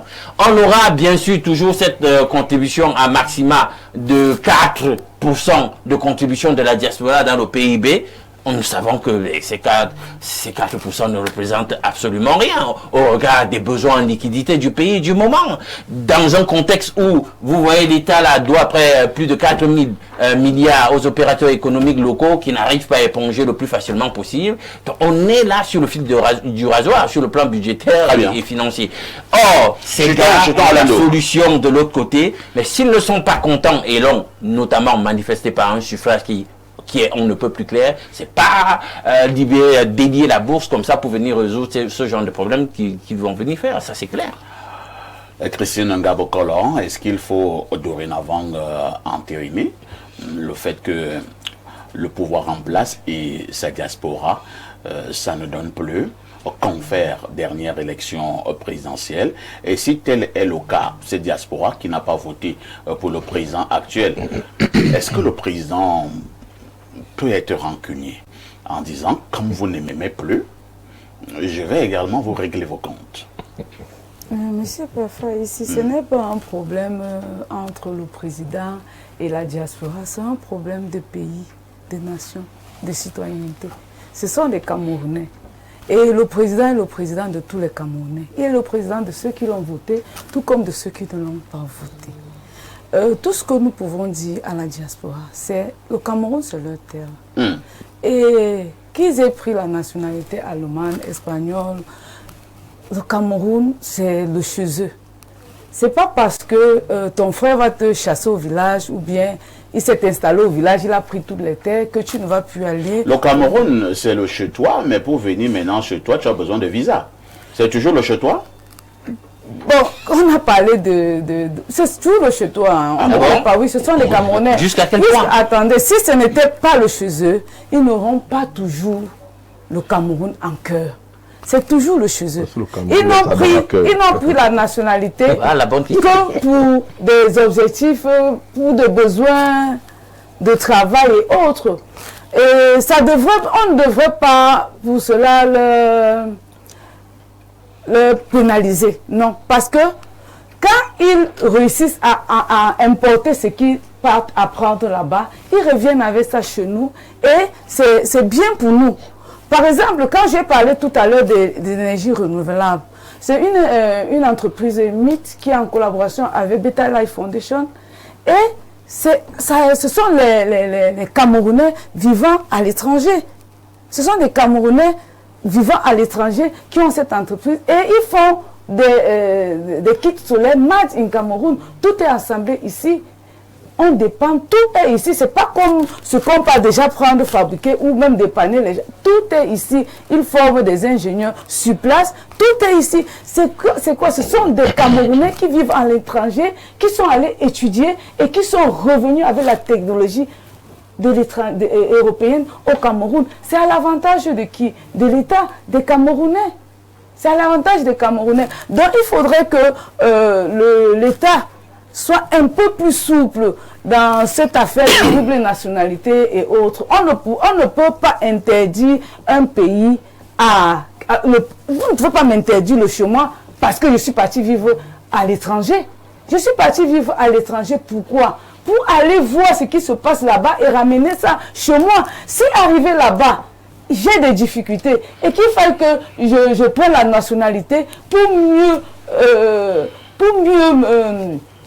m'épanouir là-bas et revenir avec des connaissances et partager. Notre association, il y a les Camerounais de la diaspora qui viennent. Il y a le club des amis. Ce sont que des Camerounais de la diaspora. Ils viennent, ils investissent. Quand je dis qu'on a donné des kits solaires à des hôpitaux et aux orphelinats et autres, parfois ici, si vous allez là-bas, je profite pour saluer les orphelins et tous ces responsables de ces orphelinats et leur souhaiter une bonne année. Si vous allez là-bas, vous allez comprendre. Vous allez comprendre, on ne peut pas négliger, même si c'est 1%, c'est important. C'est important pour les Camerounais qui n'ont pas. C'est important. Tout ce qu'on peut faire, c'est demander à ceux qui nous gouvernent d'être un peu plus souples, d'enlever un peu le pied sur l'accélérateur et permettre à ces jeunes-là de venir investir au Cameroun, de venir investir plus. Quand on parle d'emprunt obligataire, si on leur donne des facilités, ils peuvent nous envoyer, ils peuvent participer à cela. Et qui sera bénéfique? Ce sera bénéfique pour Très bien. Merci, Christine. Samuel Mbonjok, nous l'avons vu dans d'autres pays où nous avons des ministères, des ministères entiers dédiés à la diaspora. Nous avons vu dans d'autres pays où nous avons des députés qui sont justement des députés qui s'occupent des problèmes de la diaspora. Alors, pour le cas du Cameroun, tout un ministère dédié à la diaspora, est-ce que ce ne sera pas une bonne initiative? Nous en parlons parce que, vous le savez, vous et moi, le président a dit qu'un remaniement ministériel verra le jour dans les tout prochains jours. Peut-être pas dans les jours prochains. Alors, un ministère dédié à la diaspora pour le cas du Cameroun, cela s'impose? Ça sera encore une coquille vide. Ah bon? Les ministères qui sont d'ailleurs là servent déjà à quoi? Bon, je veux dire certains ministères qui sont là, c'est... À part le ministère de l'urbanisme, l'habitat. En dehors du ministère de l'habitat et de développement urbain, qui travaille essaie quand même de faire certaines choses, au ministère des travaux publics également, qui essaie d'avoir des résultats, des ministères des infrastructures. Mais je voulais dire qu'on n'a pas besoin de coquilles vides. Parce qu'on a beau contenter la diaspora en créant un ministère de la diaspora. Et après quoi? Ça sera les mêmes travers. Hein? Donc on n'a pas besoin forcément d'un ministère. On a besoin donc de quoi? On a besoin d'avoir une volonté politique de développement dans ce pays. Et c'est cette volonté politique de développement qui manque le plus, et on le pourra de le dire. Et nous avons parlé des infrastructures, nous avons parlé des routes tout à l'heure, les conséquences sont généralisées. Et la diaspora nous regarde. La diaspora voit ce qui se passe ailleurs. Notre diaspora est intellectuelle. Mais on a vite fait de créer une diaspora du RDPC, on a créé une diaspora ennemie de la République. Donc je dis, quand on parle même de diaspora, on ne sait plus de qui il s'agit. Il y a des diasporiens qui viennent ici, vous encenser, et parce qu'ils sont du RDPC, parce qu'ils sont...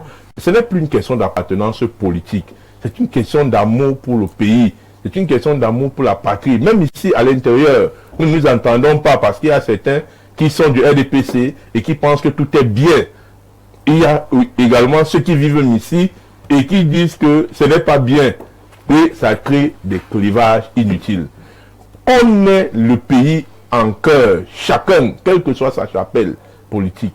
Et les diasporiens qui sont là-bas, et ils voient comment d'autres pays se développent. Ils voient comment les routes sont bien faites. Ils voient comment l'eau et l'électricité existent dans les ménages. Ils voient comment les hôpitaux, la vie sociale et autres se passent. Donc quand ils voient comment leur pays reste en arrière, et lorsqu'ils veulent contribuer à ce que ça marche, on les traite d'opposants, on les traite de ceci. Ils ont même créé la base et autres parce que on appelle ça l'aile dure, l'aile extrémiste de la diaspora a pensé qu'il faut entrer en guerre contre l'ordre gouvernant. Mais c'était à cause de quoi? C'est à cause de la mauvaise vision, la mauvaise perspective. Vous voulez comprendre leurs attitudes?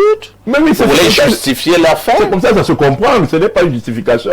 C'est comme ça que ça se comprend. Et le gouvernement doit le comprendre comme ça et essayer de rectifier le tir.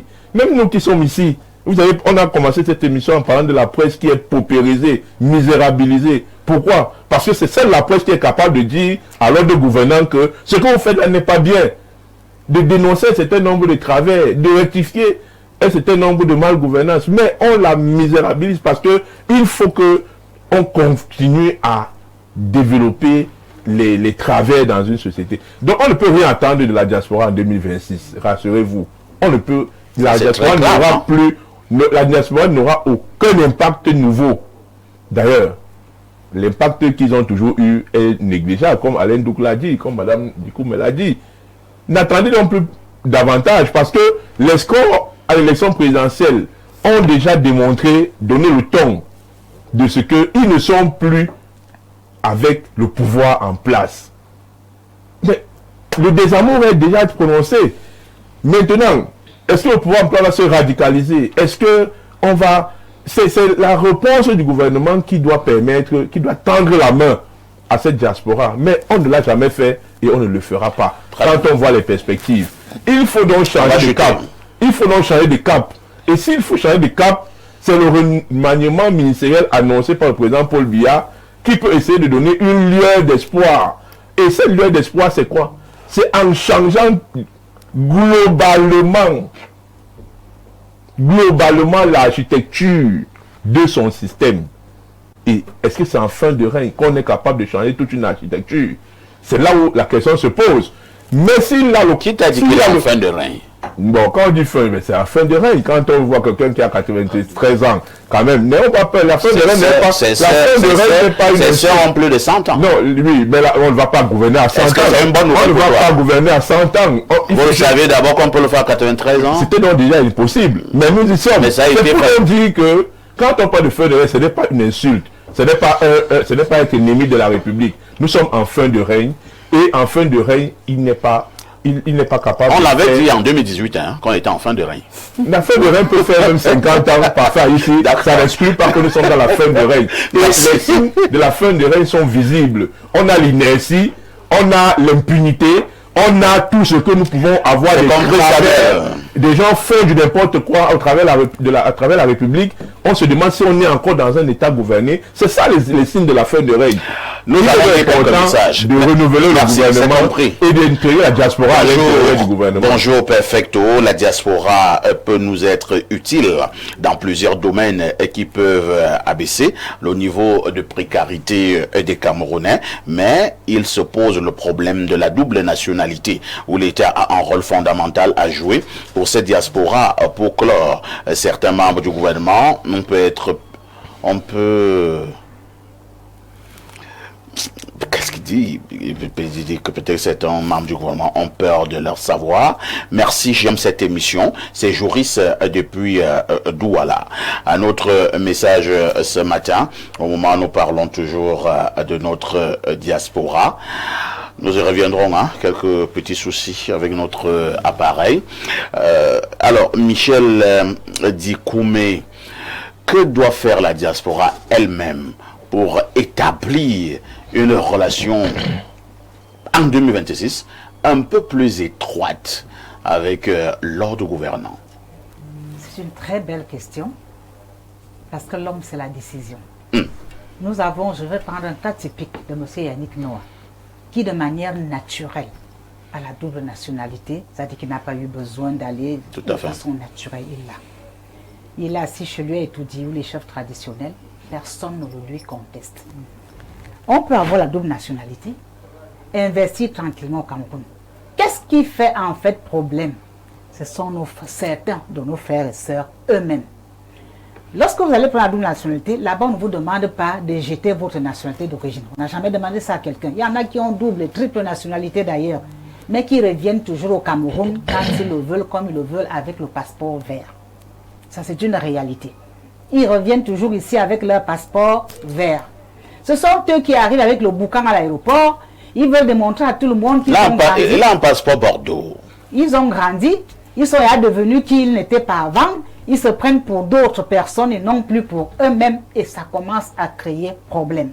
Ils arrivent au quartier, c'est tout le monde qui sait qu'ils sont désormais allemands. Ils font n'importe quoi ici. Une fois qu'il y a des échauffourées avec les FMO, on brandit le passeport marron. Non, tout se commence à l'ambassade là-bas, là où ils sont. Non, je vais vous dire. L'ambassade là-bas où ils sont savent qu'ils ont la nationalité là-bas. Et c'est eux qui demandent les visas avant de venir au Cameroun. C'est pour vous dire justement que si vous êtes parti avec votre passeport vert, on ne vous permettra pas de rentrer tranquillement chez vous. C'est vous-même qui faites du boucan, c'est vous-même qui allez dire à l'ambassade que désormais je suis déjà tel, je veux le passeport pour rentrer. C'est là que tout commence. Il y en a ici qui ont tous ces passeports et qui ont conservé leur passeport vert et qui reviennent ici tranquillement. Ils font ce qu'ils veulent faire au Cameroun en tant que Camerounais sans en être aucunement inquiétés. Ils existent, ils sont d'ailleurs très nombreux. Vous étiez d'accord avec moi que le paysage de certaines de nos villes ont changé grâce à leurs investissements. Vous pensez qu'ils font la magie? Ils ne font pas la magie, ils sont restés Camerounais dans l'âme, ils sont Camerounais. Moi, je ne peux pas me mettre à citer les noms. C'est pour vous dire qu'ils sont là. Ils ont des nationalités étrangères, mais quand ils sont ici, ils sont Camerounais, ils sont fils du village, ils reviennent chez eux et se comportent comme tels. Mais dès qu'ils veulent avoir des postes comme Dédé Yango, on dit qu'il y a une double nationalité. Attendez, ça c'est des petits cas isolés. Dans le gouvernement, moi je pense plutôt que c'est ce que Mme Dikome décrit qui peut être des cas isolés. C'est pour vous dire que même dans le gouvernement, on a des gens qui ont des nationalités qui sont membres du gouvernement. C'est pour vous dire que vous voulez à tout prix avoir un ministère de la diaspora. Ça, soit cela peut bien se faire. Et encore qu'on a toujours entendu parler. Mais est-ce que c'est ça qui résolvera véritablement le problème? Ça encore, c'est la question. Il ne faudrait pas qu'on essaie. Merci Michel. Alain n'est pas véritablement d'accord avec vous. Allons-y, présenter ça comme ça. Parce que Yannick Noah, patati patata, parce que techniquement, la loi de 68 dit que si vous prenez une autre... Vous perdez d'office la première. Vous perdez, c'est ça. Donc les petites sinuosités que vous faites... c'est la triche. C'est la triche en fait. Mais techniquement, on sait que vous êtes déchus de votre nationalité. Et plusieurs aussi font des investissements en utilisant des prêts. Non. D'accord? Je suis parti, je vais utiliser Tata, je vais utiliser le cousin, etc. On sait comment ça se gère. Et parfois ils sont abusés. On ne peut pas utiliser ces éléments que moi je considère excentrés pour venir dire qu'on va commencer à construire dans le cadre de la prospective en utilisant ces éléments de contournement. Non, on doit avoir un cadre légal qui les protège et qui les reconnaît, bien qu'ils aient pris une autre nationalité comme étant Camerounais toujours. Sans qu'ils soient inquiétés, sans qu'ils aient peur pour leur... C'est ça. Parce qu'il suffit qu'il y ait un jaloux qui sache quelque part là que non, en dépit de ce que vous faites avec le passeport vert, vous avez quand même pris une autre nationalité. Et on sait sur quoi ça peut aboutir. Bon, si je sors par là. Moi, ce que je voulais dire tout à l'heure, en fait, parfait. Les statistiques sont là. En 2024, au niveau du Canada, on a battu tous les records. Des pays ayant sollicité une migration du côté du Canada. Le Cameroun était premier. C'est un signal. On dit habituellement que nul ne se sent jamais mieux que chez soi. Mais si les gens vous démontrent déjà qu'on est mieux, on doit aller, hein, et je dis c'est une marée de personnes qui sont sorties et on continue d'avoir des statistiques qui nous disent... Dans le cas l'année dernière, médecins et enseignants, ils sont un peu plus de 5. On fait des constats. Jusqu'à présent, au niveau par exemple de la province de l'Ouest, on vous dit c'est plus de 600 enseignants qui sont absents qui ont immigré, etc. Vous allez aller dans toutes les régions, vous allez vous rendre compte que c'est le cas. C'est un signal pour vous dire, les Camerounais ne se sentent pas bien chez eux. Ils trouvent que c'est mieux ailleurs. C'est un signal pour vous dire qu'il y a un problème et il faut changer donc la façon de gouverner. Là-bas, quand ils y vont, ils se rendent compte que vous les maltraitez là-bas à la maison, mais vous êtes toujours là en train de faire des voyages où ils ont eux-mêmes immigré. Vous êtes là totalement sublimé par le style de vie, le modèle social et sociétal que vous avez là-bas. De l'autre côté, vous vous soignez là-bas pendant qu'à la maison, ils savent comment la situation des institutions hospitalières et du système sanitaire est précaire, comment on retient prisonnières des femmes pour 30 000, 15 000 parce qu'elles n'ont pas pu payer dans les hôpitaux, etc. Mais vous, on vous voit avec beaucoup de joie aller de l'autre côté. Ça révolte. Ça révolte. C'est un signal que vous êtes en train de créer un chaos chez vous. Vous n'apportez pas l'essentiel de ce qu'il faut donner aux gens pour qu'ils aient un tantinet de dignité. Mais vous voulez même parfois mettre une mécanique de choses en place pour qu'ils ne fuient pas. Chacun cherche son bonheur. Ça veut donc dire qu'il faut se remettre en question. Ce que nous faisons, c'est un échec. Parce que si ça marchait bien, on changerait d'optique, de perspective, même au sujet de l'immigration. On ne fuirait pas parce que ça va mal, mais on fuirait parce qu'il faut aller prendre ailleurs pour ramener, développer le pays, pour que le gap qui est entre nous et les autres finisse par s'amenuiser. Or, pour le moment, c'est pas compris. Christine Bokolo, est-ce qu'il n'est pas également question dans la recherche des solutions, d'organiser ce que j'appelle ici un grand dialogue avec la diaspora. Je ne sais pas comment on va appeler ça, un grand congrès de la diaspora au Cameroun pour que nous puissions parler, pour que nous puissions voir ce qu'il y a lieu de faire. Parce que visiblement, je peux me tromper, on a la nette impression qu'il y a une fronde de l'ordre gouvernant et bon nombre qui vivent du côté de l'extérieur. Monsieur Parfait, ici, c'est pas totalement. Mais je me dis, l'ordre gouvernant sait déjà ce que la diaspora veut. Et pourquoi donc cet ordre gouvernement ne le fait pas? C'est la question donc qui se pose. Pourquoi ne pas donner? C'était la volonté. C'est vous qui êtes du régime. Vous devrez avoir une réponse. Michel l'a dit, mais et vous? Papa, ici, le véritable problème, c'est... Vous savez, nos enfants, quand ils partent à l'étranger, regardez un peu le comportement que les jeunes de la diaspora ont par rapport à la base. Un enfant doit toujours, malgré les divergences, il doit toujours aller vers le parent, s'arrimer à l'éducation que le parent veut lui donner et maintenant suggérer de manière polie ses besoins. Il sera mieux écouté et tout le monde, la famille se portera bien. Mais si l'enfant veut être à couteau tiré avec le papa, ça veut dire que chaque personne ne veut laisser, ne veut accepter. Cette figure paternalisation avec la mère. Le Cameroun est notre mère. C'est notre terre natale. Le Cameroun est comme une mère pour nous. Et on ne se bat pas, oui, c'est le Cameroun. On parle de quoi? On parle du Cameroun. Le Cameroun est dirigé par l'État. Et qu'est-ce qu'il faut pour que le Cameroun nous donne le meilleur? Au Cameroun qui s'adresse poliment au Cameroun. Adam veut dire que le Cameroun est dirigé, il y a une personne. Le président. Je veux qu'on arrête. La défense avait suppléé le président de la République. Ne me prêtez pas le mot. Je vais le dire moi-même. Ce que je veux dire, c'est que quand on gouverne, on n'est pas totalement carré. Et quand on a une personne qui nous gouverne, on ne parle pas de front avec la personne.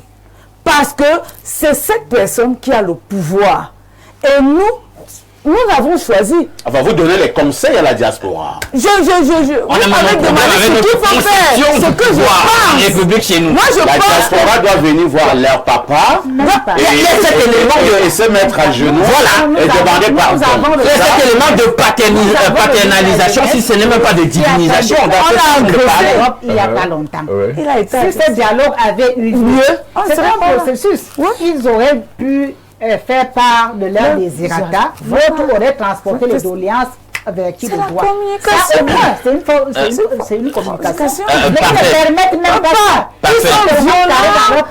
Ils adressent les parents. Ils devaient classifier déjà la diaspora. Le chef qui est de la diaspora et qui ne l'est pas. Mais c'est le gouvernement qui choisit sa diaspora. Mais celui qui a la diaspora, c'est celui qui est à l'extérieur. C'est pas ça. Qui régit et qui paye des impôts. Dame Dicko, mais elle l'a dit. Celui qui là-bas, il doit payer les impôts, madame. Ils ne payent donc pas, ils ne sont même pas classifiés. Parce que quand j'apprends ici qu'on n'a pas voté, on n'a pas voté, mais attendez. Ça, c'est un amalgame. Vous voulez même que qui vote. Mais vous la parlez de manière très ordinaire. Vous êtes des sans-papiers, vous êtes en Occident. On ne vous voit que lorsqu'il faut faire des casses, lorsqu'il y a des troubles. Mais lorsqu'on vous demande de vous inscrire sur les listes électorales, on ne vous voit pas assez. Pourquoi? Parce que vous êtes des sans-papiers. Il a été clair que chacun devait se... À un moment donné, s'ils sont devenus sans-papiers, est-ce que le gouvernement ne devrait pas se poser des questions? Lorsque je parle de nationalité, la déchéance, c'est ici. Mais lorsque vous demandez une nationalité de l'autre côté, on ne vous demande pas d'abandonner la nationalité. Et quand vous investissez, c'est où? C'est pas ici qu'on va investir. Vous devenez maintenant un binational. C'est ici qu'on va investir. Mais j'étais donc en train de dire que pour la plupart, il y a un dialogue. Il y a un petit paradoxe parfait. Il faut un dialogue entre les Camerounais. Madame Dicko, mais elle-même a félicité une certaine diaspora transnationale qui fait des grandes choses. Maintenant, quand elle reparle, les gens qui sont dans les maintenant je fais l'interprétation de vos dires. Maintenant vous parlez de la même diaspora Et maintenant, vous ne parlez d'une certaine frange. Vous avez parlé de la diaspora. Non, besoin de. Quand moi je parle de la diaspora, c'est une seule personne. Nous ne vous écoutons plus. Vous avez 20 secondes à l'un. Quand je parle de la diaspora, moi j'évite ce genre de discrimination. Parce que je pense que lorsque vient l'heure des problèmes, tout le monde subit les problèmes. Quel que soit le bord idéologique ou politique. Et avec un peu d'honnêteté, on peut reconnaître qu'ici ça ne marche pas. Donc, je ne vais pas parler des gens qui sont totalement exaspérés et qui se laissent aller à des débordements. On ne va pas justifier leur débordement, mais je peux aussi essayer de comprendre pourquoi ils en sont là. Parce que la situation est grave. Donc, attends, pourquoi ils fuient donc, pourquoi il y a cette hémorragie? Pourquoi si la situation n'est pas grave ici, sans Europe, vous irez travailler? Ah, ils ne travaillent pas ici. On donne des opportunités de véritablement travailler ici. Pourquoi? Non, la bonne question c'est, Madame Dicko, mais faut qu'on arrête avec cette espèce de propagande. Si la situation est tellement bien, si la situation est tellement bien reluisante, on doit donc pouvoir expliquer pourquoi il y a cette fuite, cette hémorragie. Quelqu'un nous dit ici, perfecto, le raisonnement de Alain Douk est pertinent. C'est une question de savoir et de rapport entre l'État et la diaspora. Samuel Mbanjok, autant nous défendons la diaspora, autant il faut quand même également dire qu'il y a une certaine diaspora de temps en temps qui ne fait pas honneur au pays. Apparemment, c'est cette autre vision qu'a Madame Dikoumé sur ce plateau. Non, il ne faut pas regarder les choses comme ça. Et c'est ce qui dégrade le capital confiance entre la diaspora et le Cameroun, et les gouvernants camerounais. On traite les gens de SDF, on traite des gens de sans-papiers, on traite des gens... Non, la plupart des gens qui manifestent, qu'on appelle la base et ne sont pas forcément des sans-papiers. On a même certains qui sont allés dire qu'on a pris même des Maliens et des Sénégalais pour aller manifester dans les ambassades et autres et autres. Non, il ne faut pas regarder les choses comme ça. Et c'est ce qui détruit la gouvernance dans notre pays. Quel que soit le statut de notre diaspora, on doit la chérir, on doit l'accompagner, on doit la mener à participer à la construction du Cameroun. Je crois que c'est à ça que servent les ambassades et les missions diplomatiques à l'étranger. Mais si ces missions diplomatiques ne font pas leur travail, comme plusieurs autres ministères au Cameroun ne font pas leur travail, on est donc dans la mauvaise gouvernance partout, que ce soit au Cameroun, que ce soit dans les missions diplomatiques à l'international. Il y a des Camerounais qui... On a une forte diaspora dans le monde, des intellectuels, des gens, et je crois que l'ordre gouvernant a peur de l'intelligence de cette diaspora. La diaspora positive. Oui, il y a même toute la diaspora est positive. Non. Toute notre diaspora est positive. Elle devient négative lorsqu'on met le pouvoir gouvernant en mal. C'est là où on dit que c'est la diaspora négative. La base n'est pas née en 1980. La base n'est pas née en 2000. La base est née hier. C'est compris. Cette diaspora n'était pas... Nous sommes arrivés au terme de ce programme. Mais quand elle a commencé à arriver à la base de ce programme, on dira merci à l'internationaliste Michel Dikoumé ce matin. Merci à Samy, merci à Lino, merci à Christine. La rediffusion de ce programme, c'est tous les soirs à partir de 22h30. Demain, c'est jeudi. Nous parlerons de spiritualité. Pour certains, c'est jeudi sorcellerie, mais chez moi, c'est jeudi spiritualité. Une question avec tout...